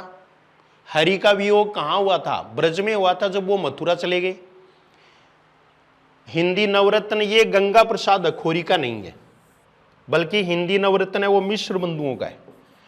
मिश्र बंधुओं ने एक छोटा सा ग्रंथ है वो और लिखा था, जिसका नाम हिंदी नवरत्न था। इसमें ही कवियों की श्रेणी इन्होंने बनाई थी, वृहत त्रयी, मध्य त्रयी और लघु त्रयी। इसमें 9 कवि लिए तो नवरत्न माना, बल्कि इसमें कवि थे 10। यही वो ग्रंथ है जो इस विवाद का जनक कहा जाता है मिश्र बंधुओं को। कौन सा विवाद, कि देव बड़े की बिहारी या बिहारी बड़े की देव, बिहारी बड़े कवि हैं या देव बड़े कवि हैं। इस विवाद को उत्पन्न करने वाले कौन थे, मिश्र बंधु थे हिंदी नवरत्न में। तो हिंदी नवरत्न उनका है। गंगा प्रसाद अखोरी है, इनका एक ग्रंथ और है, हिंदी के मुसलमान कवि। ये लिख लो आप, हिंदी के मुसलमान कवि, हिंदी के मुसलमान कवि, हिंदी के मुसलमान कवि, ये ध्यान में रखें आप। तो ये प्रश्न भी हमारा पूरा हुआ। 5वां प्रश्न हमने पूरा कर लिया। 6ठा प्रश्न देखो, टाइम थोड़ा ज्यादा हो जाता है इसलिए मैं बहुत सारी बातें आपको बाद सेकंड राउंड में बताऊंगा, बहुत सारी बातें। हजारी प्रसाद द्विवेदी ने हिंदी साहित्य का प्रारंभ माना है 1000 ईस्वी से। नाम भी क्या, हजारी प्रसाद, तो 1000 से शुरू करेंगे।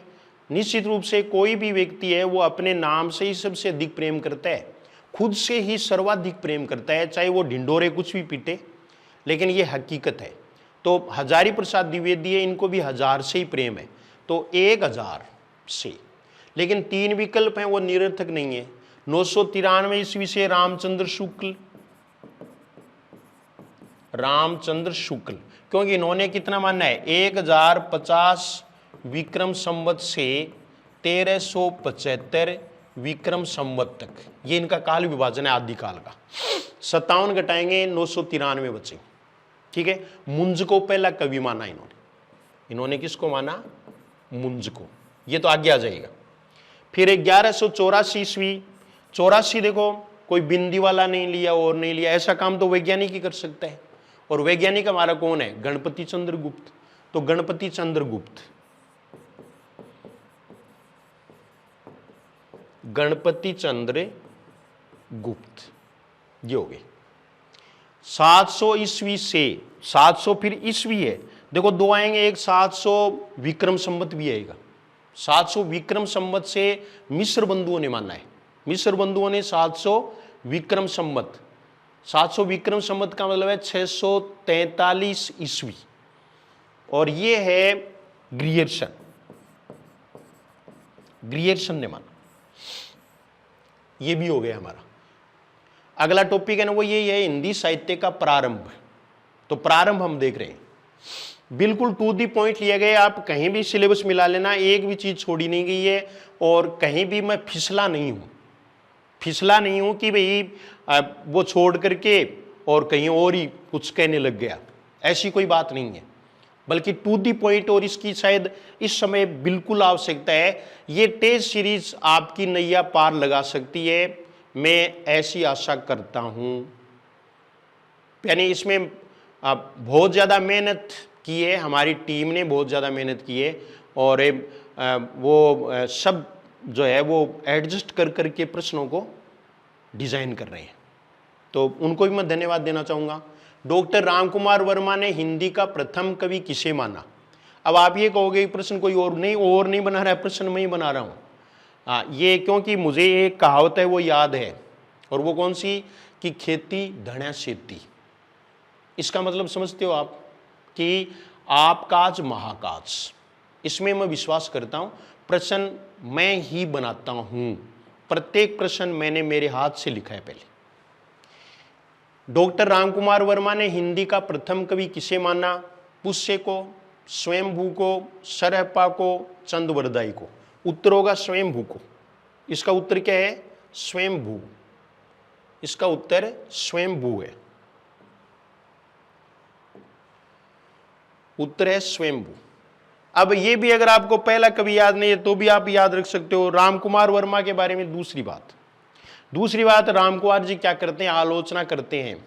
और आलोचना कौन करता है? आदमी जो अपने आप को बड़ा समझता है। इसका मतलब वो अपने आप को स्वयंभू समझते हैं। स्वयंभू का मतलब कि मन गढ़ के तो बाढ़ में बढ़गी, यानी बेमाता ने ऐसा किसी को बनाया ही नहीं, बल्कि मैं तो स्वयंभू हूं, यानी ईश्वर से खुदा से कम नहीं मानता। तो ये तो हो गया। फिर ये तीन भी अलग अलग हैं, तीनों जो हैं वो अलग अलग हैं। कि पुष्य को किसने माना? पुष्य को किसने माना? पहला कवि तो सेंगर ने, शिव सिंह सेंगर, शिव सिंह सेंगर 613 ईस्वी। ये 670 विक्रम संवत हो जाएगा। फिर है सरहप्पा।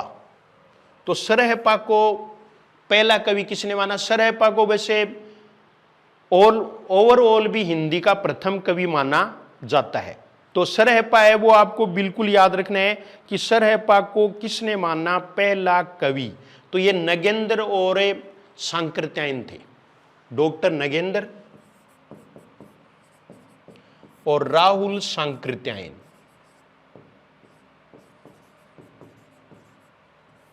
इन्होंने सरहप्पा को माने। और चंद्रवरदाई को पहला कवि किसने माना और महाकवि किसने माना? ये थोड़ा सा आपको ध्यान रखना पड़ेगा। देखो पहला कवि है वो मिस्र बंधुओं ने माना, मिस्र बंधुओं ने पहला कवि माना। शुक्ल ने प्रथम महाकवि माना। मिस्र बंधु, शुक्ल ने साफ शब्दों में कहा है कि हिंदी के प्रथम महाकवि कौन है? चंद्रवरदाई है। और उनका लिखित जो काव्य है वो प्रथम महाकाव्य है पृथ्वीराज रासो। ये आपको याद रखना है।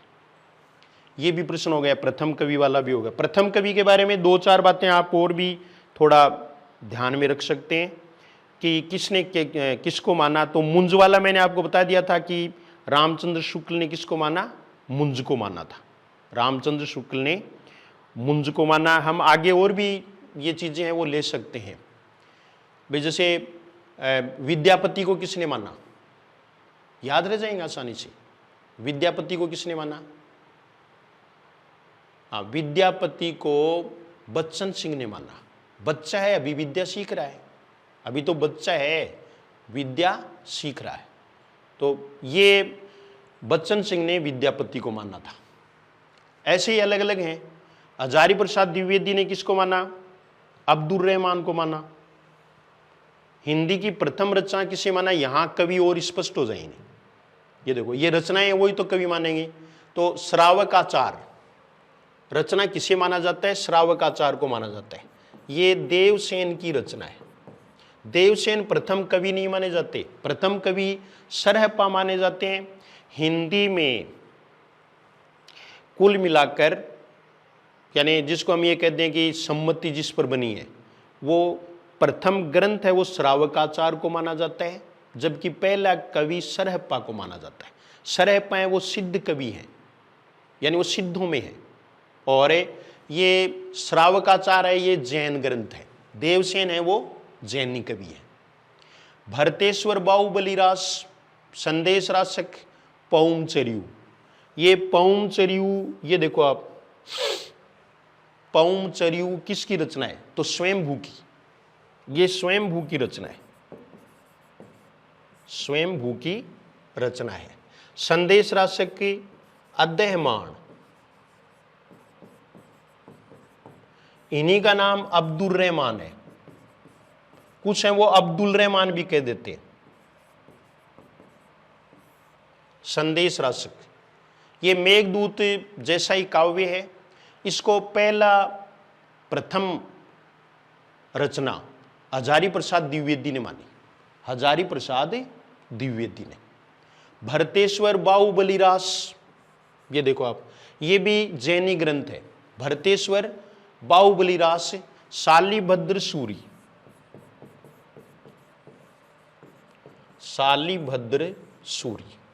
अब देखो, कुछ भद्दी भाषा का प्रयोग करके भी अगर हम एक प्रश्न बटोर लें तो बताओ, फायदा ही है ना। वैसे कोई भद्दी भी नहीं है, अपन बोलते ही रहते हैं भाई। ये देखिए आप कि आगे हम देखेंगे, गणपति चंद्र गुप्त हैं, वैज्ञानिक हैं। ये हिंदी में बहुत कमजोर हैं। साइंस वाले हिंदी में इतने अच्छे थोड़ी हो सकते हैं, हो तो सकते हैं लेकिन सभी तो नहीं हो सकते ना। तो उनके शून्य आ गया, अंडो जीरो जिसको बोलते हैं ना, वो तो शून्य काल भी इन्होंने कहा था। ये बात आगे आएगी। लेकिन यहां मैं आपको ये बताता हूं कि आपको तो एक ही ध्यान रखना है, इस साड़ो गणपतियों, यानी शालिभद्र सूरी को गणपति ने पहला कवि माना। ऐतराज नहीं होना चाहिए किसी को, बल्कि ये चीज है वो आप ध्यान में रखें। ये शालिभद्र सूरी, तो शालिभद्र सूरी है वो गणपति चंद्र गुप्त। शालिभद्र सूरी भरतेश्वर बाहुबलिरास के रचनाकार हैं शालिभद्र सूरी। और ये पहली रचना प्रथम कवि किसने माना? गणपति चंद्र गुप्त ने। तो ये प्रथम कवि के रूप में भी हमने यहां पर ले लिया है, ये आपको ध्यान में रखना है, ठीक है। अब ये भी हो सकता है कि गोरखनाथ ने किसको माना? गोरखनाथ को प्रथम कवि हिंदी का किसने माना? तो गोरखनाथ को प्रथम कवि हिंदी का भगीरथ मिश्र ने माना। गोर को भागीरथ तो सागे ही रहे भाई, गोरख और भगीरथ हैं वो तो दोनों साथ साथ ही रहते हैं। कुछ हिंदी भाषी हैं, मारवाड़ी नहीं जानते हैं, तो मैं हर एक चीज़ वो कन्वर्ट करके बता रहा हूँ आपको। मेरी समझ में कोई दिक्कत नहीं आई, दिक्कत आए तो आप बता दें, मैं प्योर हिंदी भी बोल सकता हूँ। यानी वहाँ कुछ हद तक इंग्लिश कन्वर्जन भी बताया जा सकता है, लेकिन इसकी ज़रूरत शायद नहीं है हिंदी में। अगला प्रश्न देखो आप, हिंदी साहित्य के इतिहास में सर्वप्रथम काल विभाजन और नामकरण किसने किया? ग्रियर्सन ने। हो गया। फिर देखो दूसरा विकल्प है वो करीमुद्दीन ही लिया है। तो इन्होंने सबसे पहले कालक्रम आए तब क्या करना है? करीमुद्दीन। तजकिरा ए सूराई हिंदी। मिस्र बंधुओं ने सर्वप्रथम, तो मिस्र बंधुओं ने काल विभाजन जरूर किया है, लेकिन ये ग्रियर्सन के बाद में किया। ग्रियर्सन से कुछ इनका जो है वो थोड़ा सा वैज्ञानिक है। रामचंद्र शुक्ल ने काल विभाजन किया है, वो ही सबसे महत्वपूर्ण है। और ये काल विभाजन है वो आपको जरूर याद करना है। एक काल विभाजन तो पक्का याद कर लें रामचंद्र शुक्ल का, जिनमें आपको पहले मैंने बता दिया था कि आदिकाल, इन्होंने आदिकाल को वीरगाथा काल भी कहा। ये कौन सा कालखंड है? 1050 विक्रम संवत से 1375 विक्रम संवत्सर। भक्ति काल है वो 1375 से 1700 विक्रम संवत्सर। रीति काल है वो 1700 विक्रम संवत से 1900 विक्रम संवत तक। आधुनिक काल है वो इसके बाद का है। ये काल विभाजन शॉर्ट में आप देख लें। फिर अगला प्रश्न देखो, रामचंद्र शुक्ल ने आदिकाल की पूर्वापर सीमा मानी। पूर्वापर सीमा यानी पूर्व, पहले की, कहने का मतलब है प्रारंभिक और अंतिम सीमा। पूर्वापर, पूर्व जोड़ अपर। 993 ईस्वी से 1318 ईस्वी। 993, ये सयादा है, मिसप्रिंट हो गया। 1000 ईस्वी से 1400 ईस्वी तक। 700 ईस्वी से 1400 ईस्वी तक। 700 ईस्वी से 1400 ईस्वी तक। ये ईस्वी है, वो ईस्वी को ये पढ़ा जाए सब में। 1000 ईस्वी से 1350 ईस्वी तक। अब ये अलग अलग है, तब आपको ये ध्यान रखना है कि वो करेंगे क्या कि यहाँ विक्रम संवत और ईस्वी का चक्कर डालेंगे। ये आपको जब भी काल विभाजन का एक प्रश्न आएगा तो ईस्वी और विक्रम संवत है, वहां सोच लो कि ईस्वी होगा या विक्रम संवत होगा। तो ये देखिए आप, ईस्वी हो गया ना, क्योंकि 1050 है, उसमें से 57 घटाएंगे तो ये उत्तर हो जाएगा आदिकाल की पूर्वापर सीमा। 1000 ईस्वी से 1400 ईस्वी तक ये हजारी प्रसाद द्विवेदी ने मानी। 700 ईस्वी से 1400 ईस्वी तक, ये 1400 ईस्वी तक है, ये ग्रियर्सन ने मानी। ग्रियर्सन है, उन्होंने चारण काल की सीमा है वो 700 से 1300 ईस्वी तक माना है, लेकिन फिर दूसरा कालखंड है वो 15वीं शती से शुरू किया। तो इनका जो है वो अंतिम सीमा है वो 1400 तो रहेगी, वरना वो 100 वर्ष कहाँ जाएंगे। तो आपको ये ध्यान रखना है, चारण काल आए तब तो आपको करना है 700 से 1300 ईस्वी, और आदिकाल आए तब 1400 ईस्वी करना है। फिर देखो 1000 ईस्वी से 1350 ईस्वी तक। ऐसे थोड़े वो जो है वो आउटसाइड वाले हैं, वो भी आप थोड़े ध्यान में रखोगे, क्योंकि इनके बारे में भी प्रश्न है वो पूछा जा सकता है। तो ये रामस्वरूप चतुर्वेदी है, रामस्वरूप चतुर्वेदी। इनके बारे में एक खास बात है कि रामस्वरूप चतुर्वेदी ने रामचंद्र शुक्ल का जो काल विभाजन है वो विक्रम संवत में था, उसको ईस्वी में अभिव्यक्त करने वाले हैं। ईस्वी में किन्होंने उल्लेख किया? रामस्वरूप चतुर्वेदी। फिर अगला प्रश्न देखो, आदिकाल के नामकरण से संबंधित गलत युग में वीरगाथा काल रामचंद्र शुक्ल ने कहा, संधि चारण काल ग्रियर्सन ने नहीं कहा। यही उत्तर होगा। इन्होंने केवल चारण काल कहा था ग्रियर्सन ने, तो संधि चारण काल है वो रामकुमार वर्मा ने कहा, डॉक्टर रामकुमार वर्मा। सिद्ध सामंत काल सही है, राहुल सांकृत्य, नाम ही सिद्धों जैसा लग रहा है। बीज वपन काल महावीर प्रसाद द्विवेदी, ये भी सही है। बीज वपन काल ये इंपॉर्टेंट है, चारों में से एक पूछेंगे, देख लेना आप पेपर आए तब। तो यहां मैं आपको अब बता दूं रामकुमार जी के बारे में कौन सी बात? तीसरी बात, आलोचना करते हैं, अपने आप को बहुत बड़ा मानते हैं स्वयंभू, लेकिन है नहीं। उसके बाद में पिघलते भी बहुत जल्दी हैं और जाकर के संधि करने लग जाते हैं। यानी तब देखते हैं कि भाई अब लड़ाई होगी, तब ये सबसे पहले क्या करते हैं? संधि करते हैं, फिर चारण बनते हैं। पहले संधि करेंगे तो संधि चारण काल है, चारण संधि काल भी नहीं है, संधि चारण काल, ये याद रखना है। बीज वपन काल में याद रख लें, हर गांव में महावीर तो होता ही है, जिसको हम महावीरा कहते हैं, ठीक है। तो महावीरो बहुत बढ़िया हाली है, बीज वपन करने वाला है, बीज बोना। बीज बोने में इनका कोई मुकाबला नहीं है, किसका? महावीर का। महावीर का बीज वपन, या आप ये समझ लो कि बीज वपन बीज बो ने तब महावीर का नाम लेकर के बो, यानी बालाजी का नाम लेकर के। तो कैसे भी याद रखें, अपनी अपनी स्ट्रेटेजी होती हैं, अपनी अपनी बातें होती हैं। आदिकाल को संक्रमण काल किसने कहा? अभी कोरोना आया भी था, और भी ये हरिश्चंद्र, ये देखिए आप, हरिश्चंद्र वैसे ऐसे लिखते हैं, हरिश्चंद्र। हजारी प्रसाद द्विवेदी ने वीरकाल, डॉक्टर गणपति चंद्र, ये देखिए आप। तो आदिकाल को संक्रमण काल किसने कहा? हरिश्चंद्र वर्मा ने कहा, हरिश्चंद्र वर्मा। आपको तो ये याद रखना है कि हरिश्चंद्र है, हरीश के संक्रमण हो गयो, इन्फेक्शन हो गयो, और बिन खिलाओ वो भी कभी हो गयो। तो राम खिलावन पांडे ने भी क्या कहा? संक्रमण काल का। दूसरा देखिए, थोड़ा सा ये मिस हो गया इसमें, देखो ये वीरकाल है ना, वो वीरकाल नाम इसमें लिखा गया, बल जबकि ओरिजिनल जो पेपर है उसमें अलग से लिखा हुआ है, यहाँ विश्वनाथ प्रसाद मिश्र है, ये इसका उत्तर होगा। देखो आदिकाल को संक्रमण काल किसने कहा? हरिश्चंद्र वर्मा ने, लेकिन वीरकाल नहीं कहा।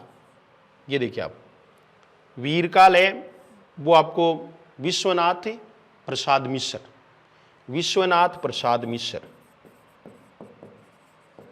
तो आप कैसे भी एडजस्ट कर लेंगे, हम कोई बच्चे तो हैं नहीं। विश्वनाथ प्रसाद मिश्र ने वीरकाल कहा।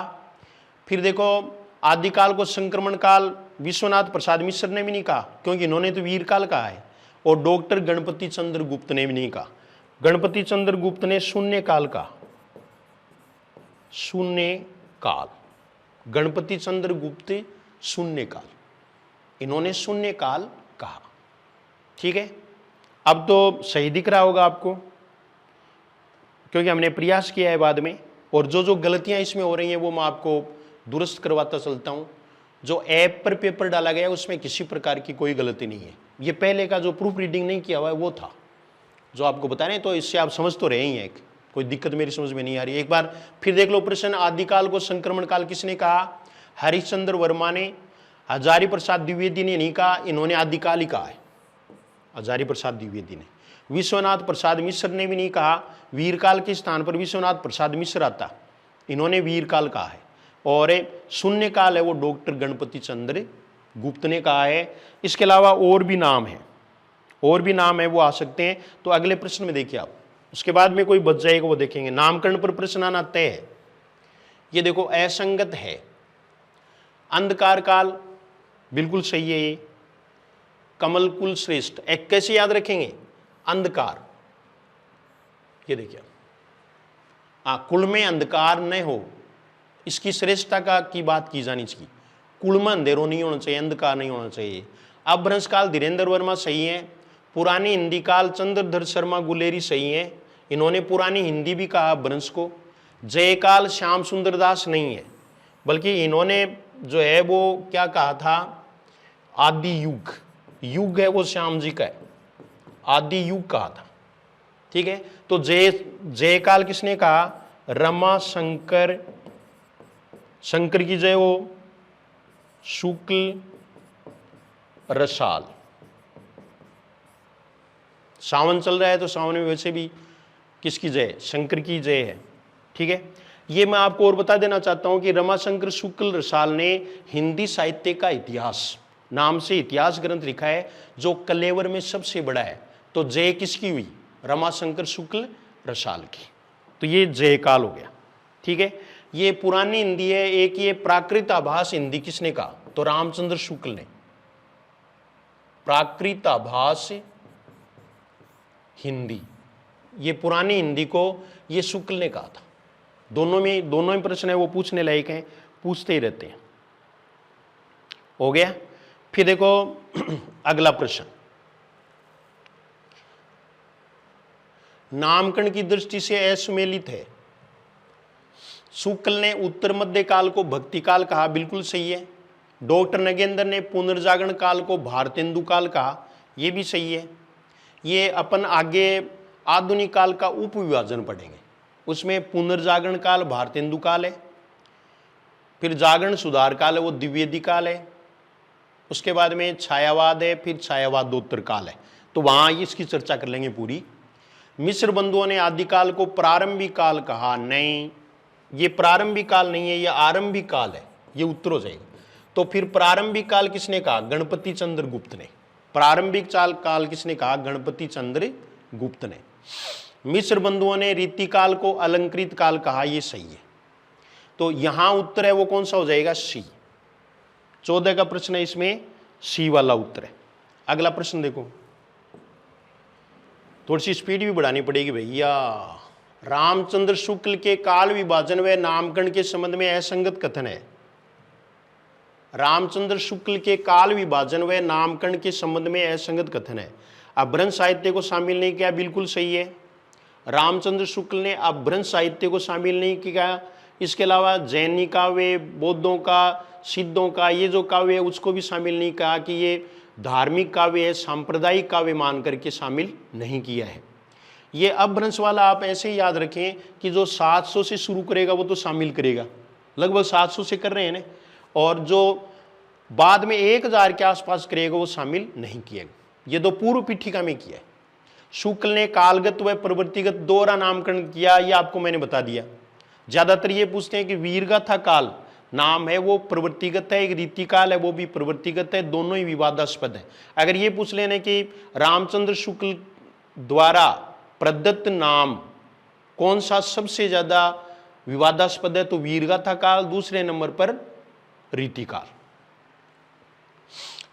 शुक्ल ने नामकरण का आधार प्रधान प्रवृत्ति उस समय की क्या थी और ग्रंथों की प्रसिद्धि को माना है, इस आधार पर ही इन्होंने वीरगाथा काल नाम दिया है।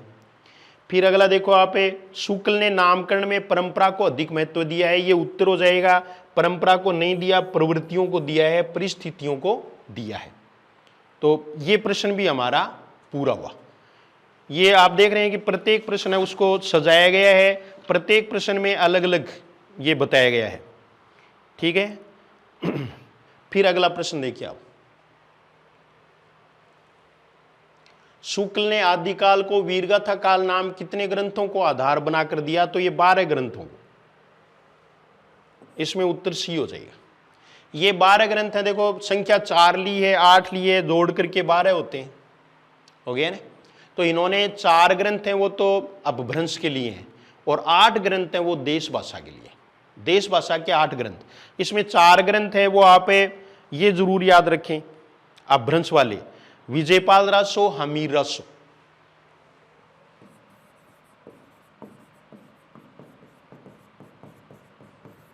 विजयपाल रासो, हमीर रासो, 2 वो हैं कीर्ति लता और कीर्ति पताका। ये 4 ग्रंथ हैं वो अपभ्रंश के हैं, बाकी 8 ग्रंथ हैं वो देश भाषा के हैं। देश भाषा के ग्रंथों में हम अलग अलग हैं वो ले सकते हैं, जैसे खुमान रासो है, पृथ्वीराज रासो है। फिर 2 ग्रंथ हैं वो किस पर हैं? जयचंद पर लिखे हुए हैं, जयचंद प्रकाश, जय मयंक जस चंद्रिका, ये हैं। इसके अलावा परमाल रासो भी है, खुसरो की पहेलियां हैं, विद्यापति की पदावली है। ये 8 ग्रंथ हैं। बिसलदेव रासो भी है। तो ये आपको याद रखने हैं कि इनके आधार पर, अब इनके बारे में कौन सी खास बात है, अनुपलब्ध कौन से हैं, कौन से ऐसे ग्रंथ हैं जिनमें वीरस है ही नहीं, वीरगाथा जो नहीं है फिर भी क्यों माना, तो ये आगे के प्रश्नों में हमें देख सकेंगे। ठीक है। अगला प्रश्न देख लो, वीरगाथात्मक ग्रंथ नहीं है। आ गया ना प्रश्न, ये पूछा हुआ प्रश्न पिछली बार ही फर्स्ट ग्रेड में। बिसलदेव रासो, खुसरो की पहेलियां, विद्यापति की पदावली, तीनों ही नहीं है, तो उत्तर कौन सा होगा? डी। इसमें डी उत्तर है। उत्तर क्या है? डी। तीनों ही ग्रंथ ऐसे हैं 12 ग्रंथों में से जिनमें वीरगाथात्मक ये नहीं है, इनमें वीरस का प्राधान्य नहीं है। तो ये आपने देख लिया। अब इसमें देखो आप, बिसलदेव रासो है, ये तो श्रृंगारिक है, इसमें तो श्रृंगार रस की प्रधानता है। खुसरो की पहेलियां हैं, ये शुद्ध मनोरंजनात्मक, शुद्ध मनोरंजनात्मक खुसरो की मुकरियां और पहेलियां हैं। विद्यापति की पदावली है, इसमें भक्ति और श्रृंगार दोनों है, इसके आधार पर ये कुछ है वो श्रृंगारी कवि मानते हैं, कुछ भक्त कवि मानते हैं। विद्यापति की पदावली है, ये मैथिली भाषा में लिखी हुई है, देश भाषा वाली आ गई ना, तो ये मैथिली में है। और कीर्तिलता और कीर्ति पताका है वो अवहट में है। दोनों में आपको ध्यान में रखना है, ठीक है। तो विद्यापति की पदावली है वो अगर वैसे भी आ जाए तो श्रृंगारिक रचना ही मानी जाती है, भक्ति का पुट है लेकिन बहुत कम है, क्योंकि ये शैव थे तो राधा और कृष्ण का श्रृंगारिक वर्णन करने में इन्हें कोई परहेज नहीं था। अगला प्रश्न देखो, पृथ्वीराज को अप्रामाणिक मानने वाले विद्वान हैं। अप्रामाणिक मानने वाले विद्वान मुरारीदान, गौरी शंकर ओझा, रामचंद्र शुक्ल, यही है। प्रामाणिकता भी एक टॉपिक है इसमें, और उसमें यही पूछेंगे कौन सा, पृथ्वीराज रसोई। तो इसमें आप देख रहे हो कि 4 वर्ग बन गए। एक वर्ग क्या है, ये पूर्णतः प्रामाणिक मानता है, पूर्णतः अप्रामाणिक। शुक्ल ने तो जाली ग्रंथि बता दिया इसको। श्याम सुंदर दास, मोहनलाल, विष्णुलाल पंड्या, मिश्र बंधु, ये पूर्णतः प्रामाणिक मानने वाले हैं, पूर्णतः प्रामाणिक। मुनिजिन विजय, हजारी प्रसाद द्विवेदी, सुनीति है ये, सुनीति कुमार चटर्जी, ये तीनों ही हैं वो अर्ध प्रामाणिक, अर्ध प्रामाणिक मानने वाले हैं। नरोत्तम स्वामी का चौथा वर्ग है, इन्होंने इसको मुक्त काव्य मानना है, मुक्तात्मक, जबकि ये किसी को भी जचने वाली बात नहीं है, हास्यास्पद है। क्योंकि पृथ्वीराज रासो, ये रासो है यहां, पृथ्वीराज को नहीं, पृथ्वीराज रासो को। नरोत्तम स्वामी, डॉक्टर दशरथ शर्मा, डॉक्टर नगेंद्र, तो ये मुक्तात्मक, बल्कि पृथ्वीराज रासो है वो प्रबंधात्मक रचना है, हिंदी की का पहला प्रबंधात्मक महाकाव्य माना जाता है। डॉक्टर दशरथ शर्मा और डॉक्टर नगेंद्र ये प्रामाणिक मानने वाले हैं, ये प्रामाणिक मानने वाले। देखो अप्रामाणिक है, इसमें 2-4 नाम हम और भी जोड़ सकते हैं, थोड़ा सा ध्यान रखना है। इसमें एक तो है श्यामल दास, जिनका नाम कहीं कहीं श्यामल दान भी मिलता है, तो पहले ये दान ही थे, बाद में दास बन गए होंगे। ये देखो कविराज है श्यामल दास, श्यामल दास हैं, इन्होंने एक ग्रंथ पृथ्वीराज चरित्र लिखा। इनके ग्रंथ का नाम क्या है, पृथ्वीराज चरित्र। बहुत इंपॉर्टेंट बात बता रहा हूं मैं आपको। इसके आधार पर इसको जाली सिद्ध किया। सबसे पहले उंगली इन्होंने उठाई थी, उसके बाद में बुल्लर तो अप्रामाणिक कराने वाले थे, लेकिन सबसे पहले इन्होंने कहा कि ये ग्रंथ है वो क्या है, जाली है। बुल्लर ने फिर इसके आधार पर करवाया। फिर दूसरा देखो, जब इन्होंने पृथ्वीराज चरित्र ने जाली ग्रंथ ठहराया, तब इसकी प्रतिक्रिया स्वरूप रासो संरक्षा लिखा मोहनलाल विष्णुलाल पंड्या ने, रासो संरक्षा। इसके आधार पर पृथ्वीराज रासो को असल ग्रंथ बताने का प्रयास किया मोहनलाल विष्णुलाल पंड्या, ठीक है। अप्रामाणिक मानने वालों में एक है बुल्लर। सबसे पहले तो ये आपने देख लिया, नोट कर लिया नहीं, ये अगर आपने नोट कर लिया हो और अशुद्धियां जो भी हैं वो निकाल ली हो, तो मैं आगे आपको एक चीज और बताऊं, क्योंकि इसमें थोड़ा सा लिखना पड़ेगा, ये बहुत इंपॉर्टेंट प्रश्न है। प्रश्न आना तय है लगभग। एक प्रश्न ये मानो कि ये छप गया इनमें से, अगर आप इतना याद रख लेते हो तो। हाँ, क्योंकि कोई न कोई एक प्रश्न है वो तो जरूर इसमें से पूछेंगे, तो आपको ये ध्यान में रखना है। अप्रामाणिक मानने वालों के 2-3 नाम और ध्यान में रखें। एक मुंशी देवी प्रसाद, मुंशी देवी प्रसाद, और फिर है बुल्लर, डॉक्टर बुल्लर। बुल्लर ने ही सर्वप्रथम 1875 में एशियाटिक सोसाइटी, 1875 में एशियाटिक सोसाइटी है को पत्र लिख करके इस पर रोक लगवाई थी। ये पृथ्वीराज रासो का प्रकाशन करने वाली थी, तो इन्होंने रोक लगा दी। आधार क्या बनाया, जयानक का ग्रंथ था पृथ्वीराज विजय जो संस्कृत में था, जयानक, पृथ्वीराज विजय के आधार पर, पृथ्वीराज विजय के आधार पर इन्होंने रोक लगवाई इस ग्रंथ पर। पृथ्वीराज विजय संस्कृत में लिखा हुआ ग्रंथ है। जयानक हैं वो पृथ्वीराज के राजकवि थे, कश्मीर के थे। इन्होंने पृथ्वीराज चौहान को विष्णु का अवतार माना है। इसमें 12 सर्ग भी हैं पृथ्वीराज विजय में, तो ये अलग बात है। तो इन ग्रंथों का पूरा आपको ध्यान रखना है। और ये अप्रामाणिक मानने वाले हैं, ये 2-3 नाम आप इसमें और जोड़ सकते हैं, 2-3 नाम वो ध्यान में रखने हैं, ठीक है। अब इसके बाद में देखो, ये प्रामाणिक मानने वाले में कर्नल टोड भी हैं। कर्नल टोड भी प्रामाणिक मानते हैं। कर्नल टोड है वो भी प्रामाणिक मानते हैं। इन्होंने तो 30,000 जो पद हैं उनका अंग्रेजी में अनुवाद भी किया था पृथ्वीराज रासो का। इन्होंने काफी कोशिश की थी। गारसा दत्तोसी हैं वो भी प्रामाणिक मानते हैं।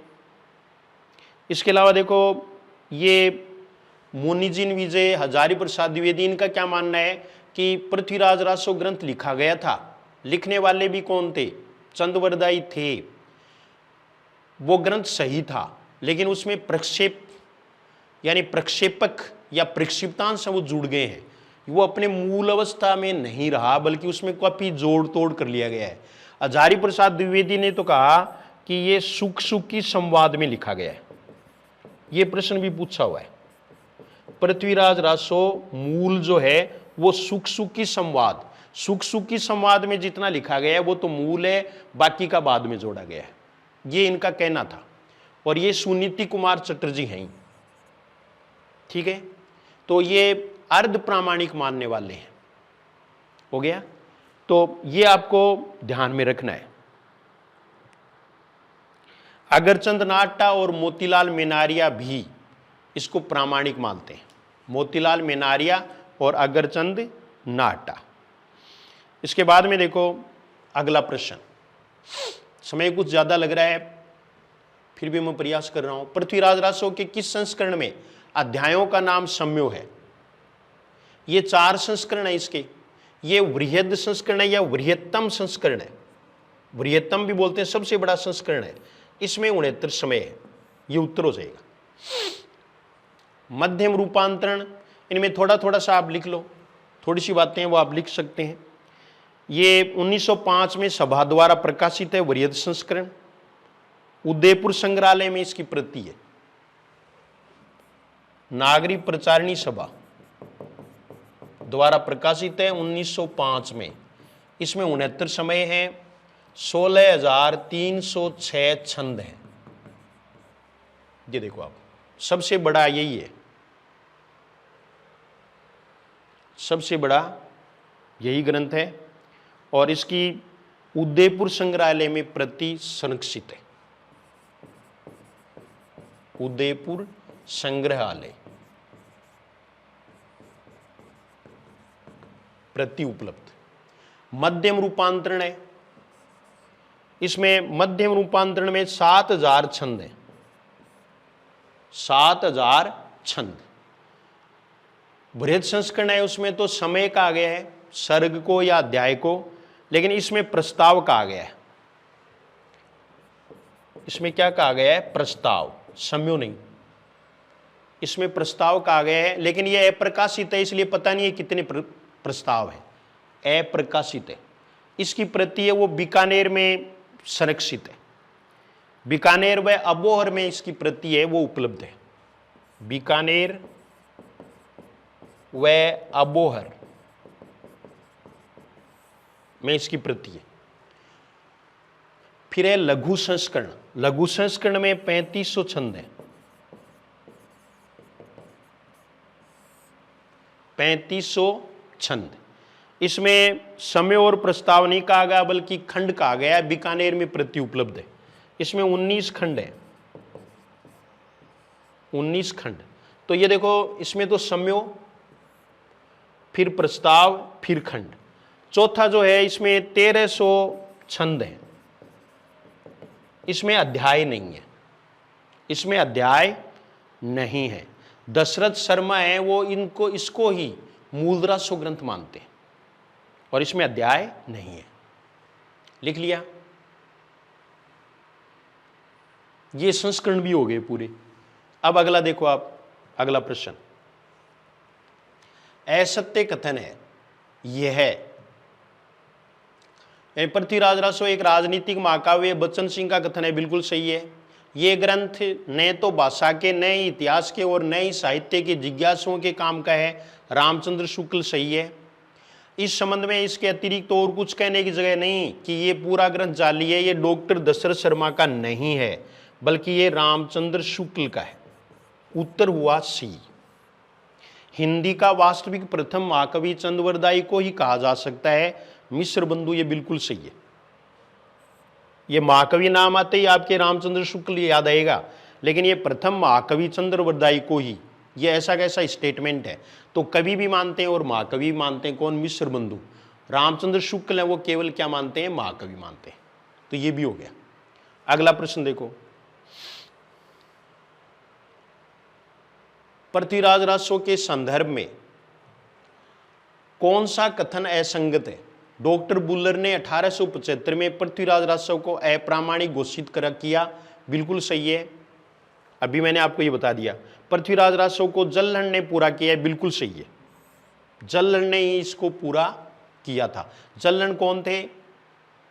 जल्हड़ चंद्रवरदाई के बेटे, चंद्रवरदाई के बेटे थे। इन्होंने इसको पूरा किया था। ठीक है। और फिर अगला देखो आप, कहते हैं कि अंत वाले 10 समय हैं वो जल्हड़ ने लिखे थे। पृथ्वीराज रासो में 68 छंदों का प्रयोग किया गया है, ये भी सही है। इनमें सबसे इंपॉर्टेंट छप्पे छंद था। छप्पे विशेष रूप से इसमें है, इसीलिए शिव सिंह सेंगर ने पृथ्वीराज रासो के रचनाकार चंद्रवरदाई को छप्पे का राजा कहा है और इसे छंदों का अजायब घर भी कहा गया है। पृथ्वीराज रासो की भाषा डिंगल नहीं है, ये पिंगल है। ओरिजिनल किताब देखना आप। हालांकि कुछ किताबों में आपको अलग अलग मानते हैं। राम कुमार वर्मा इसको डिंगल मानते हैं, लेकिन ये है पिंगल ही। बल्कि पिंगल भी नहीं है, बल्कि एक मिश्रित रूप है। तो यहाँ आप लिख लें, पिंगल शैली में राजस्थानी बोलियों का मिश्रण है। पिंगल शैली में राजस्थानी बोलियों का मिश्रण है। नेक्स्ट प्रश्न देखो, थोड़ी सी जल्दबाजी भी करनी पड़ेगी। चंद्रवरदाई के संबंध में असंगत है। भट्ट जाति के जगात नामक गोत्र के थे, बिल्कुल सही है। चंद्रवरदाई व पृथ्वीराज का जन्म व मृत्यु एक दिन ही हुई, यह भी बिल्कुल सही है। एक थाल, इनके बारे में कहा जाता है एक थाल जन्म और एक थाल मरण। ये पृथ्वीराज व चंद्रवरदाई के बारे में कहा जाता है। इनका जन्म लाहौर में हुआ, लेकिन ये रहे नागौर में। नागौर में बस गए थे। नागौर पृथ्वीराज ने बसाया था। पृथ्वीराज रासो में कवि चंद के 8 पुत्रों के नाम दिए, नहीं 10 पुत्रों के नाम दिए। अब आप ये भी पूछोगे कि ये भी कोई पूछने की बात है? इतना गहराई में तो कभी पूछा ही नहीं। इस बार पूछ सकते हैं। 2 कवि आदिकाल में टारगेटेड है। कौन कौन से? चंद्रवरदाई और दूसरा नरपति नाल है। तो इन दोनों की रचनाओं और दोनों के बारे में गहराई तक जाना है, इसलिए लिया, इसलिए आपको ये बताई बात है। ठीक है। फिर इनका जन्म है वो कब है? ये देखें 1225 से 1249 विक्रम संवत।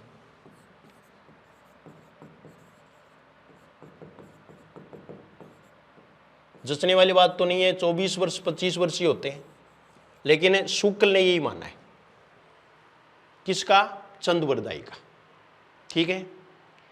तो ये चंद्रवरदाई के बारे में इतनी बात है वो हो गई। आगे और भी चंद्रवरदाई के बारे में अलग से और भी कुछ कहा गया है जो हम यहां पर लेंगे।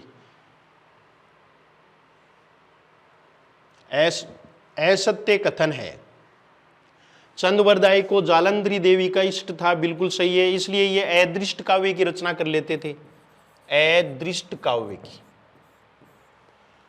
चंद्रवरदाई पृथ्वीराज का मंत्री, सखा व राजकवि थे, के मान लो यहां, तो ये भी सही है। नानूराम भाट चंद्रवरदाई के वंशज हैं, बिल्कुल हैं। और ये कहते हैं कि मेरे पास पृथ्वीराज रासो की मूल प्रति उपलब्ध है। तुलसीदास भी चंद्रवरदाई के वंशज थे, ये गलत बात है, ये उत्तर हो जाएगा, क्योंकि सूरदास थे। सूरदास ने स्वयं में अपने ग्रंथ साहित्य लहरी में चंद्रवरदाई का वंशज बताया। ये चंद्रवरदाई के बारे में और भी बातें हो गई। इनके बचपन का नाम बलिदेय था। चंद्रवरदाई का बचपन का नाम बलिदेय। इन्हें पृथ्वी भट्ट भी कहते हैं, पृथ्वी भट्ट भी कहा जाता था। ये इनके बारे में सूचनाएं हो गई। ठीक है, तो पृथ्वीराज रासो के बारे में और चंद्रवरदाई के बारे में ये हमें पढ़ना बहुत जरूरी था, क्योंकि ये दोनों ही जो हैं वो विशेष रूप से आपके सिलेबस में है। अगला प्रश्न देखो, विशलदेव रासो के संबंध में कौन सा कथन असंगत है? यह एक विरह गीत काव्य है, सही है। विशलदेव रासो एक घटनात्मक काव्य है, यही उत्तर होगा। ये वर्णनात्मक है, घटनात्मक काव्य है। वो कौन सा है? पृथ्वीराज रासो। इस ग्रंथ के 4 खंड हैं, ये भी सही है।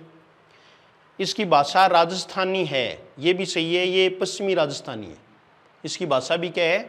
राजस्थानी है, और ये पश्चिमी राजस्थानी है। तो ये इनके बारे में आपको ध्यान रखना है। इसे स्त्री रसायन भी कहा जाता है। विशलदेव रासो को स्त्री रसायन भी कहा जाता है, स्त्री रसायन कहा जाता है। ये कि जैसे वीर गीत काव्य है, तो यहां देख लो आप, शुक्ल ने वीर गीत कहा है, बच्चन सिंह ने संदेश राशक की तरह गेय काव्य कहा है। बच्चन सिंह ने क्या कहा? गेय काव्य।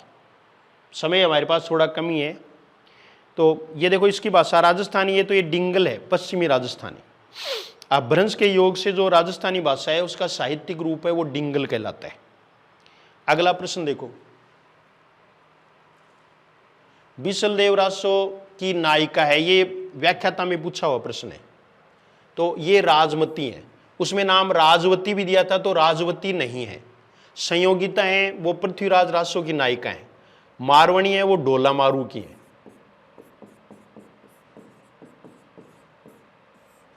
पद्मावती है, वो जायस का ग्रंथ है पद्मावत, उसकी है। हो गया नायिका के बारे में, आगे भी आ जाएगा। किस ग्रंथ में श्रृंगार की ही प्रधानता है? वीरस किंचित आभास मात्र है, ये शुक्ल का कथन है। पहली बात तो ये है, ये रामचंद्र शुक्ल का कथन है। शुक्ल कहने का मतलब मेरा रामचंद्र शुक्ल से ही है। पृथ्वीराज रासो में, परमाल रासो में, विजयपाल रासो, देवपाल, ये विशलदेव रासो। तो ये विशलदेव रासो के बारे में अंदाज भी लगा सकते हैं, कुछ में हमें प्रश्नों का अनुमान भी कर सकते हैं। तो ये देखो पृथ्वीराज रासो है, इसमें वीर और श्रृंगार दोनों रस है। वीरस प्रधान रस है, श्रृंगार है वो सहायक है, दोनों रसों का मिश्रण है। परमाल रासो है, उसमें वीरस की ही प्रमुखता है। विजयपाल रासो में भी वीरस की ही प्रमुखता पाई जाती है। नेक्स्ट प्रश्न देखिए आप, राठौड़ारी ख्यात में किन ग्रंथों का उल्लेख मिलता है? तो राठौड़ी ख्यात है वो दयालदास की है, दयालदास। जयचंद्र प्रकाश व जयमय चंद्रिका का ही है, यही होगा, पहला ही उत्तर है। 27 में पहला उत्तर। जयचंद्र प्रकाश है वो भट्ट केदार, और जयमय जो चंद्रिका है वो मधुकर कवि। जयचंद्र प्रकाश किसके है? भट्ट केदार। और ये मधुकर कवि, मधुकर कवि। हो गया। फिर अगला देखो आप, 28वां प्रश्न देखिए, परमाल रासो के संदर्भ में गलत कथन है। इसे आल्ला खंड भी कहते हैं, बिल्कुल सही है, क्योंकि आल्ला और उद्दल के बारे में। आल्ला और उद्दल हैं वो परमर्दी देव, जिनको परमाल भी कहा जाता है, उनके 2 राजपूत योद्धा हैं, और ये बनाफर शाखा के हैं। बनाफर शाखा, आल्हा और उद्दल। उद्दल उदय सिंह को ही कहते हैं, उदय सिंह इनका नाम था, उद्दल, आल्हा, उद्दल। इनके 52 युद्धों का वर्णन है वो वाटरफील्ड बताते हैं। वाटरफील्ड है वो इनको महोबा खंड ही मानते हैं। परमाल रासो को क्या मानते हैं? महोबा खंड। महोबा खंड है वो पृथ्वीराज रासो का ये खंड है। ये कौन मानने वाले हैं? वाटरफील्ड मानने वाले हैं। वाटरफील्ड ने 52 लड़ाइयों का वर्णन माना है, 52 युद्धों का वर्णन किया है, जिनमें आल्हा और उद्दल की वीरता प्रदर्शित की गई है, लेकिन ये स्वतंत्र ग्रंथ नहीं मानते।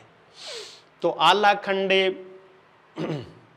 भी कहते हैं, इसे आल्हा खंड भी कहते हैं। ये दोबारा 2 बार प्रिंट हो गया है, इसके स्थान पर आप चेंज कर लें।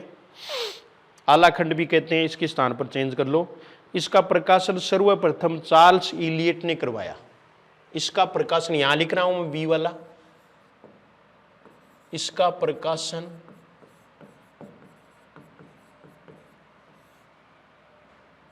सर्वप्रथम चार्ल्स इलियट ने करवाया।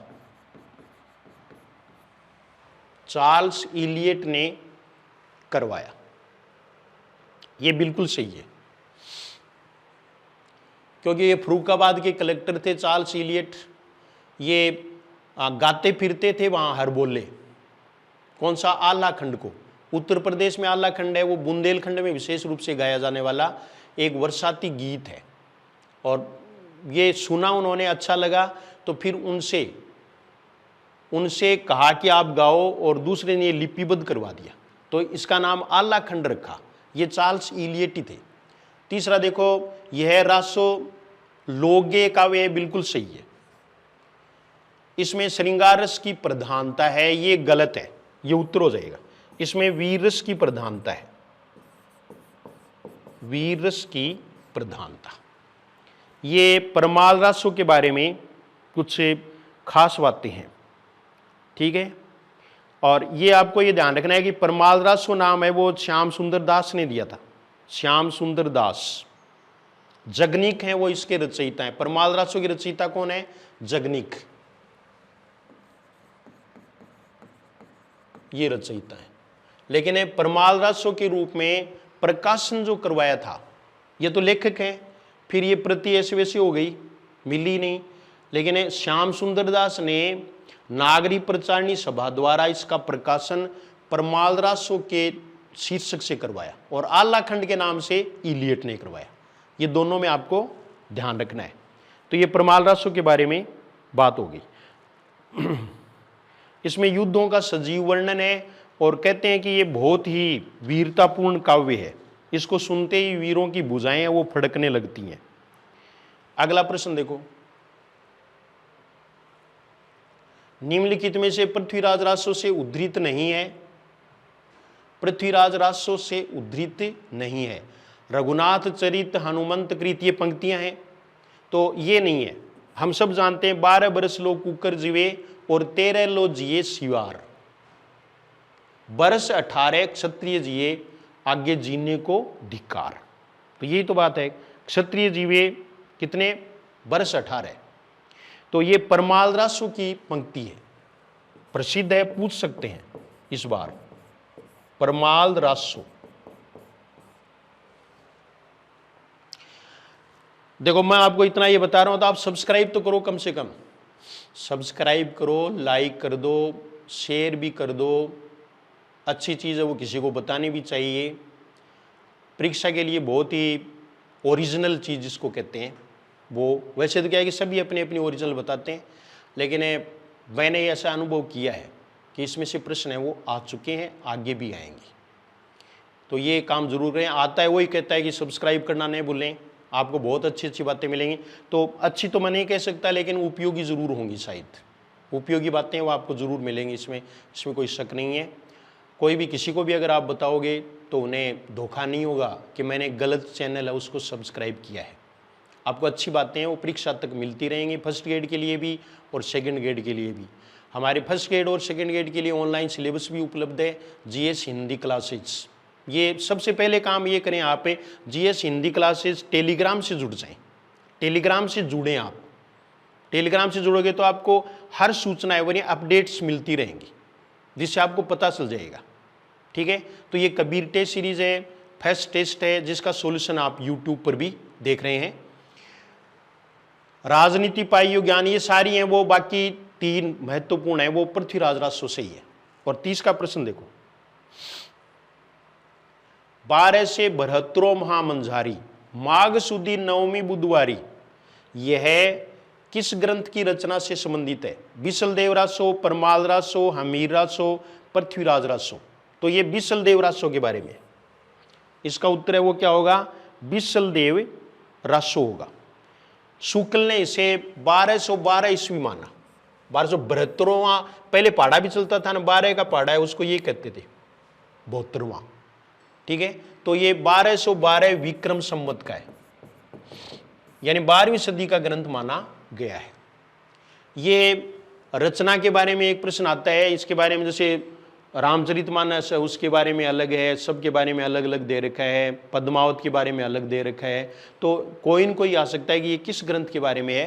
तो आपको ये ध्यान रखना है कि बिसलदेव राजस्व 12 से 72 माह मंझारी माघ सुदी नवमी बुधवारी, ये बिसलदेव राजस्व के बारे में है। ये हमारे 30 प्रश्न थे। 30 प्रश्नों का सॉल्यूशन आपने पार्ट फर्स्ट में देख लिया है। और अभी भी अगर आपने नहीं किया है, चैनल को सब्सक्राइब नहीं किया है, तो सब्सक्राइब ज़रूर करें, शेयर भी कर दें। सेकंड पार्ट है वो जस्ट आप इसके बाद में है वो देख सकेंगे। सभी को धन्यवाद।